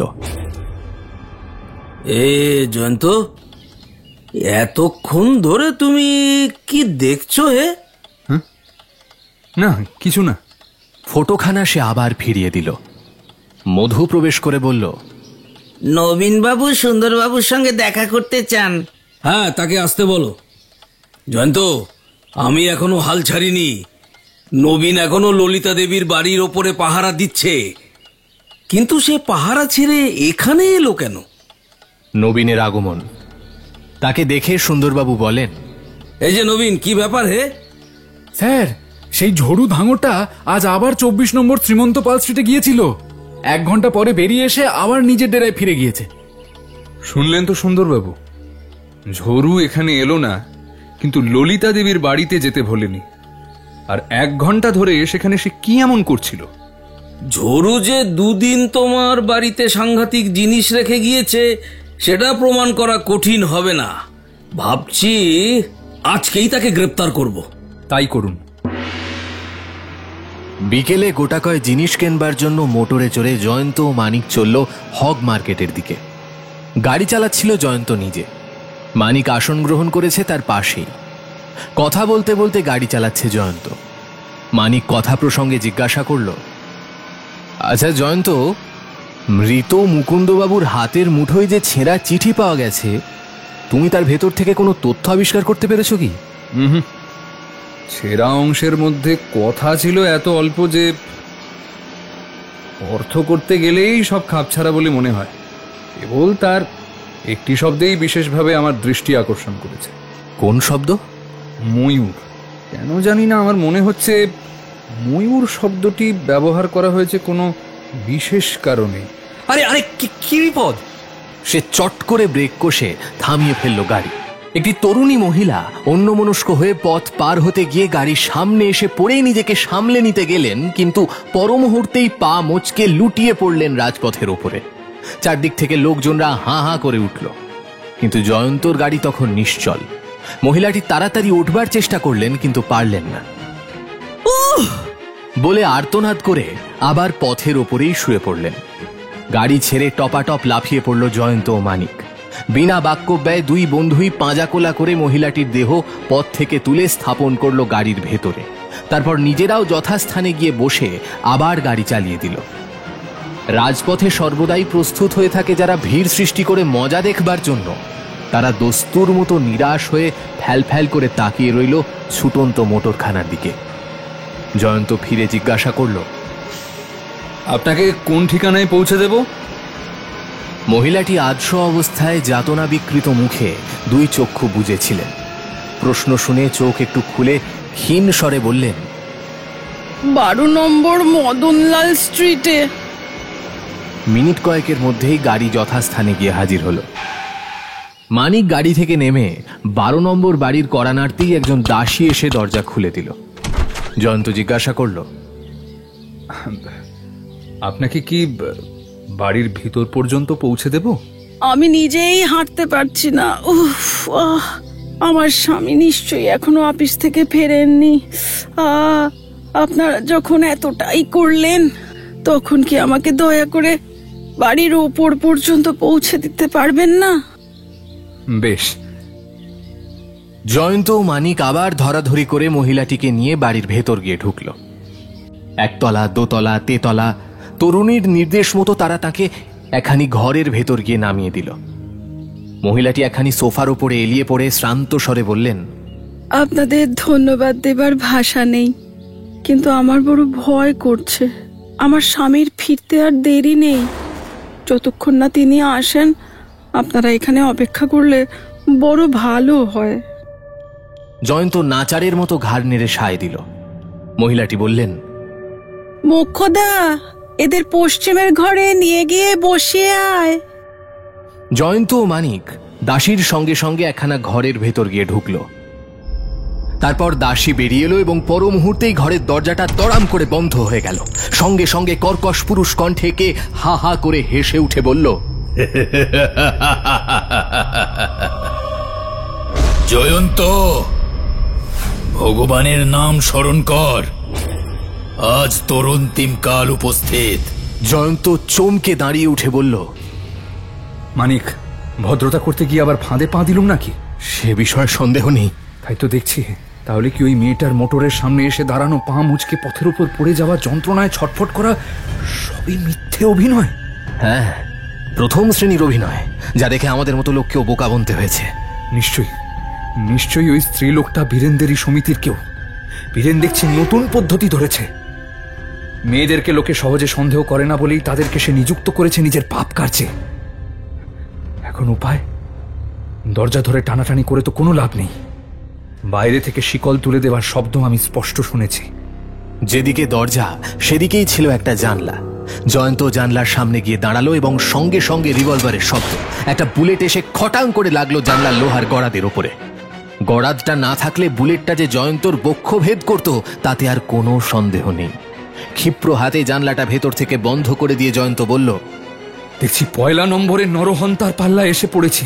নরহত্যা করতে একটু ইতস্তত করে না। বাইরে থেকে কে চিৎকার করে বলল, জয়ন্ত, 3বার চেষ্টার পর হাতের মুঠোয় তোকে পেয়েছি। এবারে তোর প্রাণ পাখি মুক্তি পাবে, আর তোর মৃতদেহটা পড়ে থাকবে ঘরের মেঝের ওপর। জয়ন্ত ভেতর থেকে দরজার খিলটা লাগিয়ে দিল। দরজায় খিল তুলে দিচ্ছিস? খিল তুলে দিয়ে বাঁচবি ভেবেছিস? দাঁড়া, আগে আমাদের দল বল এসে পড়ুক, তারপর তোর কি দশা করি দেখবি। কে তুমি? সে কথায় তোর কাজ কে? তুমি কি তারাপদ? ধর তাই। তাহলে তোমার আরেকটা নাম আমি জানি। আমার আর কোনো নাম নেই। আছে হে বাপু, নাম আছে। তাই নাকি? শুনি। বীরেন্দ্রলাল। সচকিত কণ্ঠে এসে বললে, কি বললি? বীরেন্দ্রলাল, জালিয়াত বীরেন্দ্রলাল। সে মুকুন্দ বাবুকে হত্যা করে এখনো ধরা পড়েনি। মিনিট খানেকের স্তব্ধতা, তারপর সগর্জনে শোনা গেল, না না না, বীরেন্দ্রলালকে আমি চিনি না। তাহলে তুমি তারাপদ তো? হতেও পারি, না হতেও পারি। তুমি যদি তারাপদ না হও, তাহলে তুমি বীরেন্দ্রলাল না হয়ে যাও না। না, আমি বীরেন্দ্রলাল হতে চাই না। কেন? ফাঁসি যাবার ভয়? আমি যাব ফাঁসি? তোমার জন্য ফাঁসির দড়ি তৈরি হয়েই আছে। বটে? তো সে দড়ি আমার গলায় পরাবে কে? আমি। বাবা, তুই? তোর প্রাণবায়ু তো একটু পরেই শূন্যে মিলিয়ে যাবে রে। আমার প্রাণবায়ু যে আজ দেহের ভিতর থেকে বহির্গত হবে না, সে বিষয়ে আমি নিশ্চিত আছি। আচ্ছা, দেখা যাবে। হ্যাঁ, দেখা যাবে। আমরাও নিরস্ত্র নই। আমাদের দলে কত লোক আছে জানিস? জানতে চাই না। ভেড়ারা দলে ভারী হলেও বাঘ কোনোদিনও ভয় পায় না। ভেড়া? আমরা ভেড়া? মেরাকান্ত। দরজার বাইরে থেকে আর সাড়া এলো না। বিপদের গুরুত্ব যত বাড়ে জয়ন্তর ভাবভঙ্গি হয় ততই প্রশান্ত। তার মস্তিষ্ক তখন কাজ করে অত্যন্ত তাড়াতাড়ি এবং তার মুখে চোখে ফুটে ওঠে দৃঢ় প্রতিজ্ঞার চিহ্ন। তখন সে সাক্ষাৎ মৃত্যুর সামনে গিয়ে দাঁড়াতে পারে একান্ত অকুত ভয়ে। জয়ন্ত চুপ করে দাঁড়িয়ে ঘরের চারদিকে একবার বুলিয়ে নিল তীক্ষ্ণ দৃষ্টি। ঘরের একদিকে একখানা তক্তাপোষ, তার উপরে মাদুর পাতা, একদিকে একটা কাঠের আলমারি আর একদিকে একটা লোহার সিন্দুক। জয়ন্ত হেঁট হয়ে একবার তক্তপোষের তলায় দৃষ্টি নিক্ষেপ করে সেই অবস্থায় রইল প্রায় অর্ধ মিনিট কাল। তারপর যখন সোজা হয়ে দাঁড়ালো তখন তার মুখের ওপরে ফুটে উঠল নিশ্চিন্ত হাসির রেখা। এমন সংকটকালেও বন্ধুর হাস্যোজ্জ্বল মুখ দেখে মানিক আশ্চর্য হয়ে জিজ্ঞাসা করল, অসময়ে হাসবার চেষ্টা কেন? বলছি, আপাতত দুজনে মিলে ওই লোহার সিন্দুকটা টেনে এনে দরজার গায়ে ঠেলে রাখি এসো। সিন্দুকটা বেশ ভারী, কিন্তু প্রায় অতুলনীয় বলবান বলে জয়ন্তের ছিল বিশেষ খ্যাতি। তার সমকক্ষ না হোক, দৈহিক শক্তিতে মানিকও ছিল অসামান্য। সুতরাং সিন্দুকটাকে দরজার কাছে টেনে আনবার জন্য তাদের খুব বেশি বেগ পেতে হলো না। মেঝের ওপরে ভারী সিন্দুক টানার শব্দ শুনে বাইরে থেকে তারাপদ চেঁচিয়ে বলল, এই ঘরের ভিতরে সব কি হচ্ছে? বিশেষ কিছুই নয়, লোহার সিন্দুকটা দরজার গায়ে ঠেসিয়ে রাখছি। বটে? বটে। খিল ভাঙলেও দরজা খোলা সহজ হবে না। তার উপর সিন্দুকের আড়ালে আমরা দুজনে হুমড়ি খেয়ে বসে থাকবো দুটো অটোমেটিক রিভলভার নিয়ে। ঘরের ভিতরে তোমরা একে একে প্রবেশ করবে, একে একে সমন ভবনে গমন করার জন্য। বুঝলে মেরাকান্ত? কেউ আর উচ্চবাচ্য করল না। মিথ্যে কথা বলল জয়ন্ত। তাদের কাছে রিভলভার তো দূরের কথা, একখানা পেন্সিল কাটার ছুরি পর্যন্ত ছিল না। তারপর জয়ন্ত তক্তাপোষের তলায় ঢুকে যা বের করে আনলো তা হচ্ছে এক রাশ ইলেকট্রিক তারের খুব মোটা একটা কয়েল। মানিক বলল, এ আবার কি? দেখতেই তো পাচ্ছ বন্ধু, এ হচ্ছে আমাদের জন্য ঈশ্বর দত্ত উপহার। আমরা তো সাধু ঋষিদের আশ্রমে আতিথ্য স্বীকার করিনি। হয়তো এদের কারা কবে কোন ইলেকট্রিক জিনিসের দোকানে অসাধু উদ্দেশ্যে অনধিকার প্রবেশ করেছিল। এই তারের কুণ্ডলিটি হচ্ছে তারই স্মৃতিচিহ্ন। কিন্তু ওসব কথা নিয়ে এখন মাথা ঘামাবার সময় নেই। এটি যে যথাসময়ে আমাদের হস্তগত হলো, এ কথাই হচ্ছে সবচেয়ে বড় কথা। কিন্তু এ জিনিস নিয়ে এখন আমাদের কি উপকার হবে? মানিক, দিনে দিনে তুমিও যেন সুন্দরবাবুর মতো বোঁতা হয়ে যাচ্ছ। এই কুণ্ডলিতে যে তার আছে তা এত মজবুত যে অনায়াসে মানুষের ভার বহন করতে পারে। আমি সাবধানতার খাতিরে 3 বা 4 গাছা তারকেই একসঙ্গে এক গাছা অবলম্বন রজ্জুর মতো ব্যবহার করতে চাই। তারপর যা করতে হবে তোমাকে নিশ্চয়ই বলতে হবে না।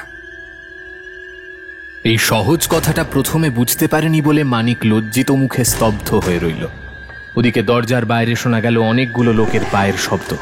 বীরেনের দলবল এসে পড়েছে। ঘরের অন্যদিকে পাশাপাশি 3টে জানলা। জয়ন্ত দ্রুত পদে মাঝের জানলার কাছে গিয়ে দাঁড়ালো। বাইরের দিকে তাকিয়ে দেখল জানলার পরেই রয়েছে একটা গলি, তারপর একটা মাঠ কোঠা, তারপর একটা ছোট মাঠ। সেদিকটায় কোনো মানুষ আছে বলে মনে হলো না। জয়ন্ত ফিরে এসে বলল, মানিক, পালাবার পথ খোলা। জানলার এক গাছা লোহার গরাত খুলতে বেশি গায়ের জোর দরকার হবে না। এখন চট করে এসো দেখি, দুজনে মিলে কুণ্ডলির তার নিয়ে অবলম্বন রজ্জু তৈরি করে ফেলি আমরা। বাইরে থেকে দরজায় করাঘাত করে তারাপদ বা বীরেন্দ্রলাল আবার বলল, এই তোরা খিল খুলবি নাকি আমরা দরজা ভাঙবো? কুণ্ডলির তার খুলতে খুলতে জয়ন্ত বলল, তোমরাই দরজা ভাঙো।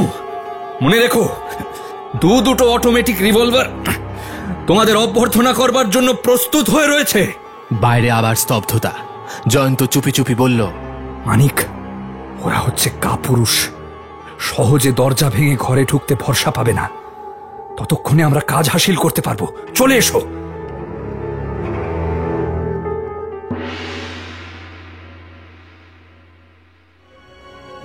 টেলিফোনের কাছে গিয়ে সুন্দরবাবুকে ডাকতেই তিনি বলে উঠলেন, আরে এতক্ষণ তুমি কোথায় ছিলে হে জয়ন্ত? তোমার বাড়িতে গিয়েও দেখা পাইনি, তারপর ফোন করেও সাড়া পাইনি। খালি আজ কেন সুন্দরবাবু? আর কোনোদিনই হয়তো আমাদের দেখা বা সাড়া কিছুই পেতেন না, কারণ এক মায়াবিনী আমাদের ধোঁকা দিয়ে শত্রুর শিবিরে নিয়ে গিয়ে বন্দি করেছিল, আমাদের পরলোক পাঠাবারও চেষ্টা করেছিল, কিন্তু দৈবক্রমে সে চেষ্টা তার সফল হয়নি। বিস্তৃত বিবরণ আমি আপনাকে পরে বলবো, কিন্তু আপনি এখানে এসেছিলেন কেন? আর সকালে তোমাদের ওখান থেকে এসেই আবার এক রহস্যময় হত্যাকাণ্ডের খবর পেলুম। মামলাটা অবশ্য আমার ঘাড়ে পড়েনি, কিন্তু মুকুন্দবাবুর হত্যার সঙ্গে যেন এই ব্যাপারটার সম্পর্ক আছে বলে সন্দেহ হচ্ছে। আপনার সন্দেহের কারণ? এবার যাকে হত্যা করা হয়েছে সে হচ্ছে মুকুন্দবাবুর বড় ছেলে সনত কুমার।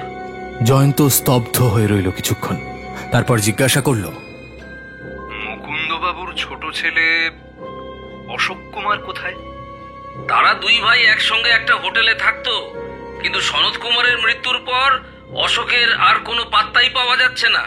এসব ব্যাপার নিয়ে ফোনে আলোচনা করবার সুবিধা হয় না। আপনি অবিলম্বে আমার এখানে চলে আসুন। যাচ্ছি, এক্ষুনি যাচ্ছি। এক মিনিট, আর আসবার সময় বীরেনের ডায়েরি খানা আনতে ভুলবেন না কিন্তু। ডায়েরি ডায়েরি ডায়েরি তোমাকে আচ্ছা ডায়েরি রোগে পেয়ে বসেছে। যা হোক যা হোক, বেশ বেশ, ডায়েরিখানা নিয়ে যেতে ভুলবো না। মিনিট 25-এর মধ্যেই সুন্দরবাবুর আবির্ভাব। ঘরে ঢুকেই তিনি বলে উঠলেন, কোন মায়াবিনী তোমাদের ভুলিয়ে নিয়ে গিয়েছিল? আমার কাহিনী খানিকক্ষণ অপেক্ষা করতে পারে সুন্দরবাবু। আগে এই নতুন হত্যাকাণ্ডের কথা ভালো করে আমরা শুনতে চাই। মুকুন্দবাবু খুনির হাতে মারা পড়বার পর সনত আর অশোক দুই ভাই দক্ষিণ কলকাতার সুইট হোম নামে একটা হোটেলে গিয়ে আশ্রয় নেয়। দুখানা ঘরে ছদ্মনামে তারা বাস করত। কিন্তু তারাই যে সনত আর অশোক, এটা কেমন করে জানা গিয়েছে? সনতের মৃত্যুর পর ঘটনাস্থলে তার ডায়েরি পাওয়া যায়। ডায়েরির শেষের দিকে সন্দেহজনক কতগুলো কথা ছিল, তাও আমি টুকে এনেছি, শোনো। পকেট থেকে একখানা কাগজ বের করে সুন্দরবাবু পাঠ করলেন।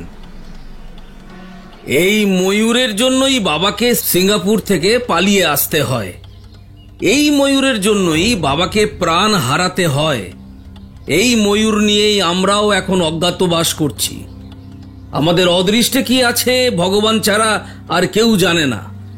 এই ময়ূরের সার্থকতা কি, মাঝে মাঝে সেই কথাই মনে হয়। বাবার আদেশে প্রাণপণে একে রক্ষা করব বটে, কিন্তু এই অভিশপ্ত আর মারাত্মক ময়ূর নিয়ে আমাদের দুশ্চিন্তার আর সীমা নেই। অবশেষে একটা মূল্যবান সূত্র পাওয়া গেল। বেশ বোঝা যাচ্ছে এই ময়ূরের লোভেই মুকুন্দবাবুর বাড়িতে হয়েছিল হত্যাকারীর আগমন। মুকুন্দবাবুর হাতের মুঠোয় যে চিঠির টুকরো পাওয়া গিয়েছে তাতেও ময়ূরের উল্লেখ আছে, এটা আপনি ভোলেননি বোধহয়। হ্যাঁ হ্যাঁ হ্যাঁ, তোমার কথা এখন মনে পড়ছে বটে, কিন্তু ময়ূর নিয়ে এত হানাহানি কেন বাবা? ময়ূরটা মণিমুক্ত দিয়ে তৈরি নাকি? সনতের ডায়েরির কথাগুলো পড়লে তা মনে হয় না। ময়ূরটার সার্থকতা সে বুঝতেই পারেনি। ওটা মণিমুক্তা দিয়ে তৈরি হলে নিশ্চয়ই সে জানতে পারত। বীরেন্দ্র যদি মুকুন্দবাবুর হত্যাকারী হয় আর ময়ূরের লোভেই যদি সে খুন করে থাকে, তাহলে ময়ূরটা যে মহামূল্যবান এটা তার নিশ্চয়ই জানা ছিল। তোমার অনুমান খুবই সঙ্গত। ময়ূরটা তুচ্ছ হলে মুকুন্দবাবুকে সিঙ্গাপুর ত্যাগ করেও প্রাণ হারাতে হতো না। সনতকেও অকালে মারা পড়তে হয়েছে ওই ময়ূরের জন্য। এখন প্রশ্ন হচ্ছে, হত্যাকারী এবারে ময়ূরটা হস্তগত করতে পেরেছে কি না? সে কথা জানা যায়নি, তবে হত্যাকাণ্ডের কথা বলছি শোনো। সুইট হোমে আরো অনেক লোক বাস করত। কাল রাত 2:30-এর সময় হঠাৎ ভীষণ আর্তনাদ হয়, খুন খুন, বাঁচাও বাঁচাও, রক্ষা করো। সেই চিৎকারে সকলের ঘুম ভেঙে যায়। চিৎকারটা আসছিল সনতদের ঘরের ভেতর থেকে। সকলে ছুটে গিয়ে দেখে সনতের ঘরের দরজা বন্ধ, আর ভেতর থেকে শোনা যাচ্ছে বিষম হুটোপাটির শব্দ। তারপরই এক ভয়াবহ চিৎকার, তারপর সব চুপচাপ। সকলে মিলে দরজা ভেঙে ঘরের ভেতরে ঢুকে দেখে মেঝের ওপরে পড়ে রয়েছে সনতের রক্তাক্ত মৃতদেহ, কিন্তু ঘরের ভেতর আর কেউ নেই। সেখান থেকে পাশের ঘরে যাওয়ার জন্য একটা দরজা ছিল অশোকের নিজের ঘরে। সে ঘরেও বাইরে বেরোবার জন্য আর একটা দরজা ছিল, আর সেটা ছিল খোলা। ঘরে অশোককে দেখতে না পেয়ে সকলে প্রথমে তাকেই সন্দেহ করে, কিন্তু তারপর দেখা যায় সনতের ঘরের একটা জানালার একটা গরাত খোলা। ঘরের মেঝের রক্তের ওপরেও 3 জন অজ্ঞাত লোকের পায়ের ছাপ আছে, আর সেগুলোর সঙ্গে অশোকের জুতোর মাপ মেলে না। আমি মোটামুটি এইটুকু জানি। মামলাটা আমার নয়, তাই এর বেশি আর কিছু বলতে পারবো না। আমার বিশ্বাস হত্যাকারীদের আবির্ভাবের পরেই অশোক সেই ময়ূরটা নিয়ে বাইরে পালিয়ে যেতে পেরেছে। সুন্দরবাবু ভ্রু কুঞ্চিত করে কিছুক্ষণ নীরবে বসে রইলেন, তারপর ধীরে ধীরে বললেন, দেখো জয়ন্ত, এখন আর একটা কথা স্মরণ হচ্ছে আমার। কথাটা আগে আমি ধর্তব্যের মধ্যেই গণ্য করিনি। কি কথা? বীরেনের ডায়েরির এক জায়গায় লেখা আছে ময়ূর সিংহাসনের ইতিহাস, কিন্তু বাজে গালগপ্প ভেবে তার দিকে আমি দৃষ্টি দিইনি। জয়ন্ত বিপুল আগ্রহে বলে উঠল, আপনি ডায়েরিখানা এনেছেন তো? আরে এনেছি এনেছি এনেছি, এ নাও এ নাও। ঠিক এই সময় মধু এসে বলল, পুলিশ থেকে কারা এসে সুন্দরবাবুকে খুঁজছে। তাদের শিগগিরই এইখানে নিয়ে এসো মধু। একটু পরেই 2 জন পুলিশ কর্মচারীর সঙ্গে ছন্ন ছাড়ার মতো দেখতে একটি যুবক ঘরের মধ্যে প্রবেশ করল। একজন কর্মচারী বলল, আপনার থানায় গিয়ে শুনলাম আপনি এখানে এসেছেন। হ্যাঁ, আপনাদের সঙ্গে উনি কে? এর নাম অশোক কুমার মুখোপাধ্যায়। আরে, নিহত মুকুন্দ বাবুর ছোট ছেলে? হ্যাঁ। জয়ন্ত কৌতূহলী নেত্রে অশোকের দিকে তাকিয়ে দেখলে। বয়সে সে অতি তরুণ, তার আকার মাঝারি, গড়ন ছিপছিপে, রং শ্যামল। তার মুখশ্রী সুন্দর, কিন্তু সারা মুখে মাখানো ছিল এমন দারুণ ভয়ার্ত ভাব যে তার মৌখিক সৌন্দর্যের দিকে মোটেই আকৃষ্ট হয় না দৃষ্টি। সুন্দরবাবু বললেন, অশোক, এখন তোমাকেই আমাদের দরকার। কাল রাত্রে তুমি হোটেল থেকে পালিয়ে গিয়েছিলে? আগে আগে হ্যাঁ। কেন? ভয়ে। পালিয়ে না গেলে আমিও বাঁচতুম না। আচ্ছা অশোক, তুমি ওই চেয়ারখানায় বসো। এখন শোনো, যে রাতে তোমার বাবা মারা পড়েন সেবারেও তোমরা পালিয়ে গিয়েছিলে কেন? একই কারণে, ভয়ে। ভুল করেছিলে। পুলিশের আশ্রয় নিলে তোমার দাদার জীবন নষ্ট হতো না। যাকো কথা, এখন সব কথা খুলে আমাদের বলো দেখি। তোমার বাবার মৃত্যুর দিন থেকে আরম্ভ করো। অশোকবাবু, তার আগে আমার আরেকটা প্রশ্ন আছে আপনার কাছে। কোনো ময়ূরের কথা আপনি জানেন কি? জানি। আমরা যখন সিঙ্গাপুরে থাকতাম, ওখানকার কোনো পুরনো জিনিসের দোকান থেকে বাবা একটি ময়ূরের মূর্তি কিনে এনেছিলেন। গোটা নয়, আধখানা, কেবল ময়ূরের সামনের দিকটা। সেটাকে ভাঙা মূর্তি বললেও চলে। সেটা কি দিয়ে তৈরি? আমি তা বলতে পারবো না, কিন্তু কিন্তু মূর্তির সেই আধখানাই ছিল অত্যন্ত ভারী, 6-7 সেরের চেয়েও বেশি হতে পারে। তার উপরে মাখানো ছিল কি একটা জিনিসের কালো প্রলেপ। কেন জানি না, ওই ভাঙা ময়ূরের মূর্তিটাকে বাবা খুব দামি, এমনকি অমূল্য বলে মনে করতেন। সিঙ্গাপুরের কোনো ভদ্রলোক মূর্তিটা অনেক টাকা দিয়ে কিনতে চেয়েছিলেন, কিন্তু আমার বাবা বেচতে রাজি হননি। তারপর বাবার নামে সব বেনামি চিঠি আসতে লাগলো। সেসব চিঠির মর্ম কি জানি না, কিন্তু বাবা অতিশয় ভয় পেয়ে গেলেন। তারপর এক রাতে বাড়িতে চোরের দল ঢুকে ময়ূরটা চুরি করবার চেষ্টা করে ব্যর্থ হয়। বাবা তখন আমাদের 2 ভাইকে নিয়ে সিঙ্গাপুর থেকে কলকাতায় চলে আসেন। কিছুদিন নির্বিঘ্নেই কেটে যায়। তারপর বাবার মৃত্যুর কয়েকদিন আগে সিঙ্গাপুর থেকে আবার একখানা ভয় দেখানো চিঠি আসে। বাবা তখন আমাদের ডেকে বললেন যে, দেখো, এই ময়ূরটা আর আমার ঘরে রাখা নিরাপদ নয়। এটাকে তোমাদের ঘরেই লুকিয়ে রাখো। যদি আমার কোনো বিপদ হয়, ময়ূরটা নিয়ে তখনই তোমরা পালিয়ে যেও। এ হচ্ছে বহুমূল্য ময়ূর। এর প্রসাদে ফকিরও হতে পারে আমির। আর তারই 2 দিন পরে বাবা মারা পড়েন। কেমন করে? ঠিক বলতে পারবো না। বাবার আর্তনাদে আমাদের ঘুম ভেঙে যায়। দাদা তাড়াতাড়ি বাইরে গিয়েই আবার ফিরে এসে সভয়ে বললেন যে কারা এসে বাবাকে খুন করে সারা ঘর তন্ন তন্ন করে খুঁজছে। আর ওরা এই ঘরে আসার আগেই শিগগির পালাই চল, নইলে আমরাও বাঁচবো না। হাতের কাছে যা পেলুম কোনো রকমে তাই নিয়ে চুপি চুপি সিঁড়ি দিয়েই নেমে রাস্তায় বেরিয়ে পড়লুম। আর সেই ময়ূরটা? সেটা ছিল দাদার হাতে কাপড় দিয়ে মোড়া। তারপর আমরা সুইট হোমে এসে উঠি। ওখানে কয়েকদিন নিরাপদেই কেটে যায়। তারপর কাল রাতে কার দাদাকেও আক্রমণ করে। আমি পাশের ঘরে ছিলাম, ময়ূরটা আমার ঘরেই ছিল। দাদার আর্তনাদ শুনেই আমি প্রাণ ভয়ে পাগলের মতো ময়ূরটা নিয়ে পালিয়ে আসি। কোথায় সেই ময়ূর? শুনুন, কাল শেষ রাতটা কোনো মতে কাটিয়ে আজ সারা দিন পথে পথে টোটো করে ঘুরেছি। তারপর ক্ষুধায় আর পরিশ্রমে শরীর যখন নেতিয়ে পড়েছে, তখন হঠাৎ সন্দেহ হলো যে দুজন অচেনা লোক আমার পিছু নিয়েছে। আমি যে পথেই যাই তারাও সেই পথ ধরে। আমি আস্তে চললে তারাও আস্তে চলে, আমি তাড়াতাড়ি চললে তারাও চলে তাড়াতাড়ি। আমি যখন কালীঘাটের আদিগঙ্গার ধারে, তারা তখন খুব কাছে এসে পড়েছে। ভয়ে আমার প্রাণ উড়ে গেল। তারপরই দেখলাম তাদের সঙ্গে আরো দুজন নতুন লোক এসে যোগ দিয়েছে। আমি আর পারলুম না। যে সাংঘাতিক ময়ূরটার জন্য এত কাণ্ড কারখানা, সেটাকে রাস্তার উপর ছুঁড়ে ফেলে দিয়ে প্রাণপণে ছুটতে লাগলুম।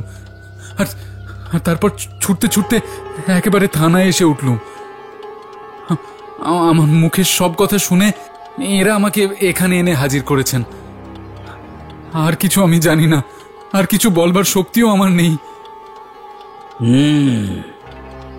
বাপ হারালে, ভাই হারালে, শেষটা ময়ূরও হারালে বাপু। আসলে ময়ূরটাকে ত্যাগ না করলে আমাকে প্রাণ হারাতে হতো। আপাতত ও প্রসঙ্গ থাক। আমি এখন বীরেনের ডায়েরি থেকে ময়ূর সিংহাসনের ইতিহাস পাঠ করব, আপনারাও শুনুন। জয়ন্ত ডায়েরির কয়েকখানা পাতা উল্টে পড়তে লাগলো।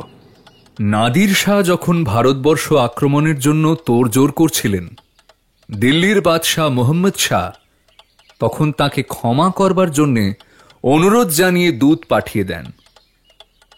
উত্তরে নাদির শাহ বলে পাঠান, ক্ষমা? আমার কাছে ক্ষমা নেই। আমি হচ্ছি ভগবানের চাবুক। পাপীকে শাস্তি দেওয়ার জন্য পৃথিবীতে এসেছি আমি। তা অধঃপতিত দিল্লি সাম্রাজ্যকে রীতিমতো শাস্তি দেবার জন্যে তিনি চেষ্টা করেছিলেন প্রাণপণেই। দিল্লি কেবল রক্ত সমুদ্রের মধ্যে মগ্নপ্রায় হল না। যুগে যুগে বাবর, হুমায়ুন, আকবর, জাহাঙ্গীর, শাহজাহান, ঔরঙ্গজেব প্রভৃতি পৃথিবী বিখ্যাত সম্রাটরা যে কুবের বাঞ্ছিত বিপুল সম্পত্তি পুঞ্জীভূত করে রেখেছিলেন, তার অধিকাংশই হল পার্সি দস্যুদের কবলগত। যাকে বলে একেবারে ধনে প্রাণে মারা যাওয়া। ঐতিহাসিকদের হিসেবে জানা যায়, নাদির শাহ ভারতবর্ষ থেকে লুণ্ঠন করে নিয়ে গিয়েছিলেন নগদ 15 কোটি টাকা এবং 50 কোটি টাকা মূল্যের জরোয়ার জিনিস, দামি সাজ পোশাক ও আসবাব প্রভৃতি। তারই মধ্যে ছিল সম্রাট শাহজাহানের সেই দুটি বিশ্ববিখ্যাত ঐশ্বর্য, কোহিনূর এবং ময়ূর সিংহাসন। ময়ূর সিংহাসনের ময়ূরটি ছিল অতুলনীয় রত্নরাজির দ্বারা খচিত। সেসব রত্নের মূল্য যে কত, তার সঠিক হিসাব বোধহয় নেই। সে হচ্ছে 1739 খ্রিস্টাব্দের কথা।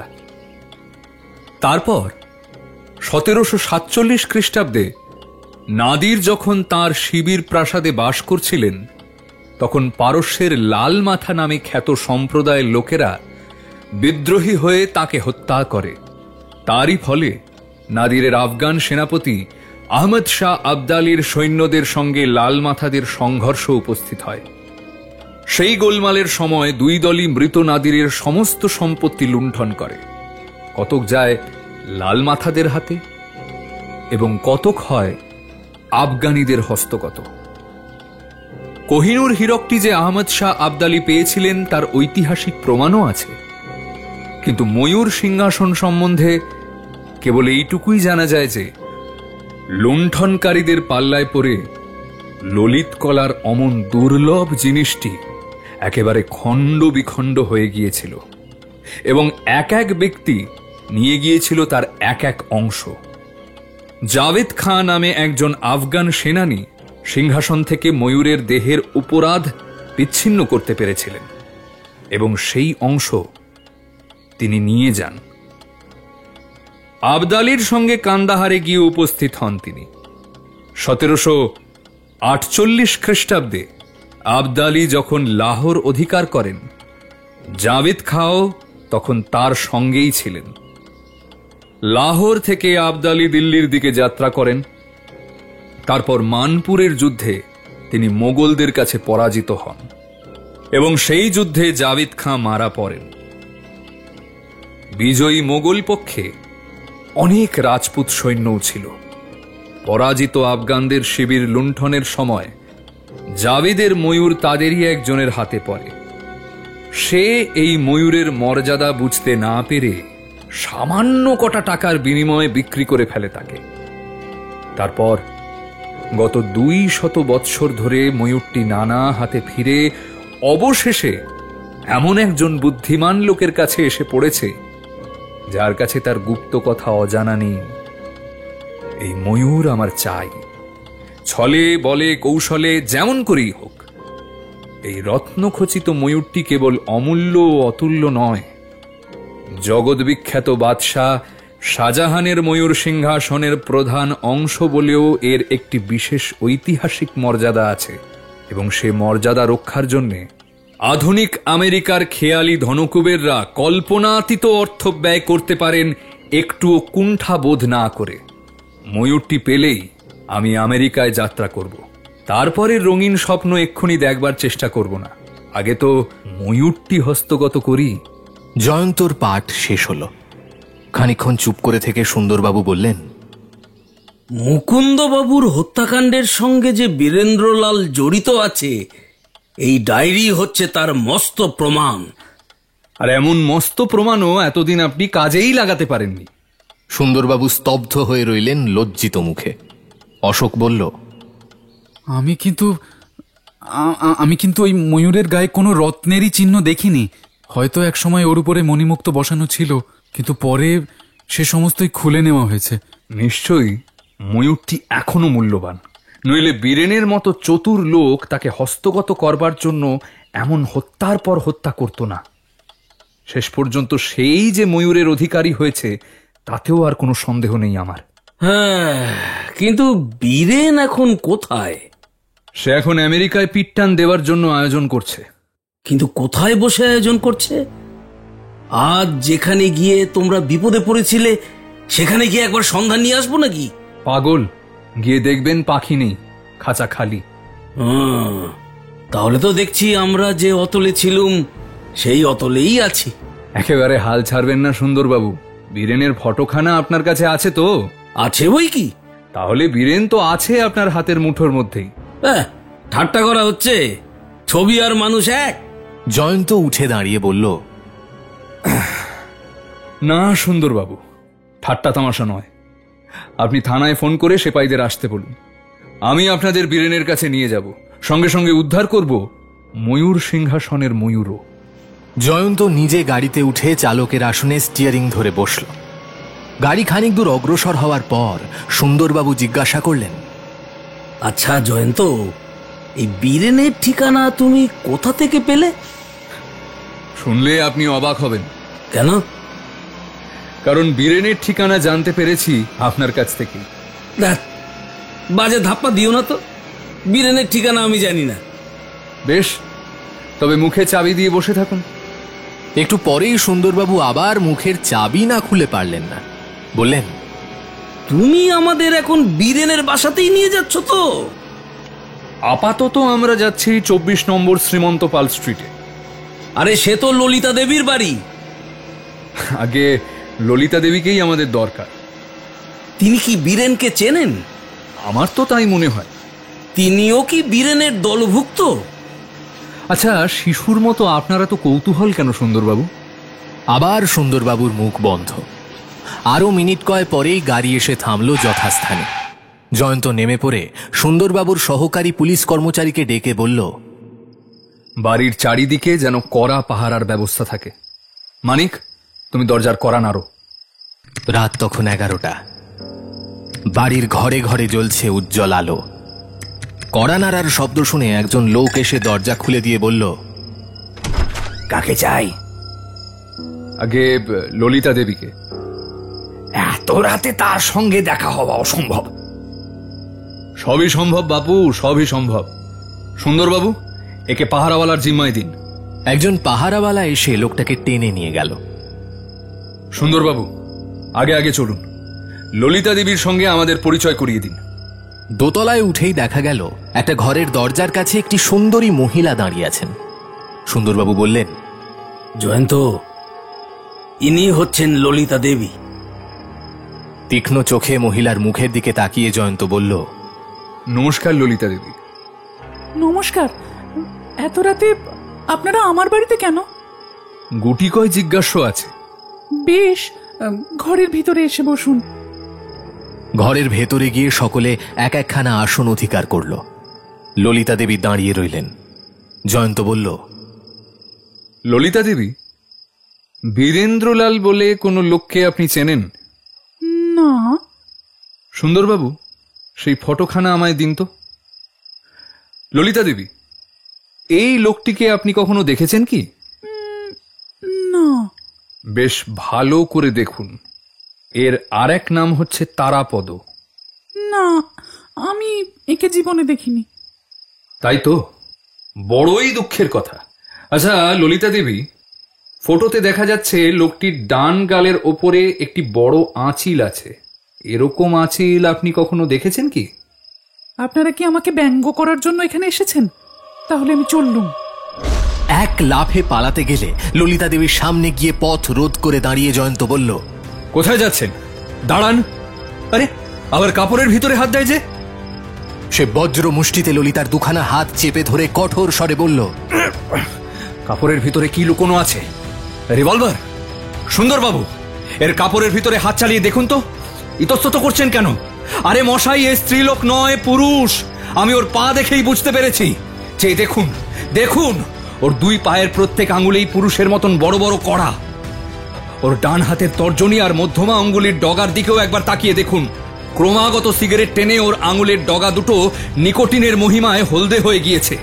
এর নাম ললিতা নয়, বীরেন্দ্রলাল। হুঁ বলে চিৎকার করে সুন্দরবাবু হঠাৎ জাগ্রত ব্যাঘ্রের মতো বীরেনের ওপর ঝাঁপিয়ে পড়লেন।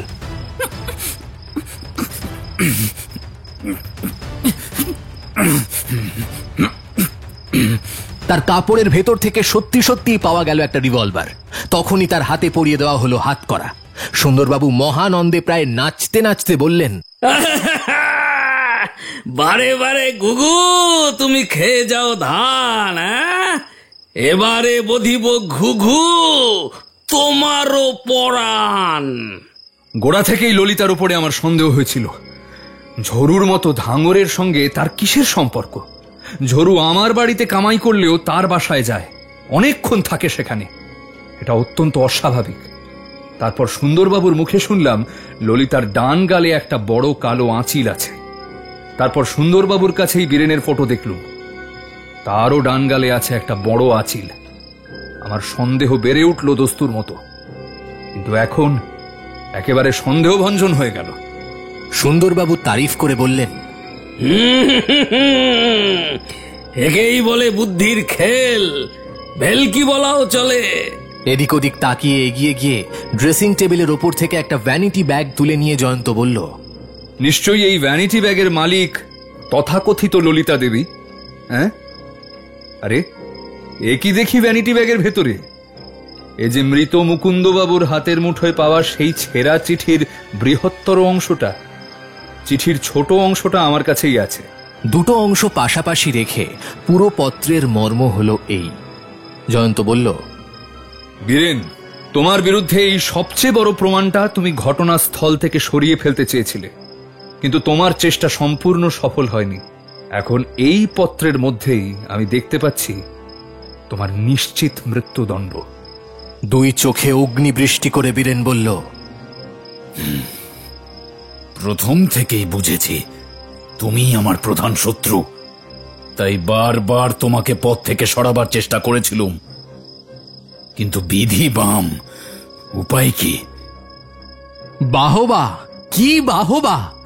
বীরেনের কণ্ঠ সাধনা ধন্য। এতক্ষণ দিব্যি মেয়ের গলায় কথা বলছিল, কিন্তু এখন ওর মুখে শুনছি পুরুষের কণ্ঠস্বর। কিন্তু ময়ূর সিংহাসনের ময়ূরটি কোথায়? ডানা মেলে উড়ে পালায়নি তো? না না, উড়ে পালাবার সময় পায়নি, খানা তল্লাশ করলেই বেরিয়ে পড়বে। জয়ন্তর কথাই সত্য।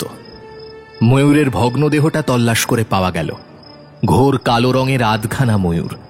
জয়ন্ত সাগ্রহে তার দিকে তাকিয়ে রইল খানিকক্ষণ। তারপর পকেট থেকে একখানা ছুরি বের করে ময়ূরের দেহের একটা জায়গা সন্তর্পণে ধীরে ধীরে চাঁচতে লাগলো। কালো প্রলেপটা বিশেষ কঠিন নয়। ইঞ্চিখানেক প্রলেপ সরিয়ে দেখা গেল দামি দামি পাথর বসানো অপূর্ব বিচিত্র জড়োয়ার কাজ। সকলেই চমৎকৃত।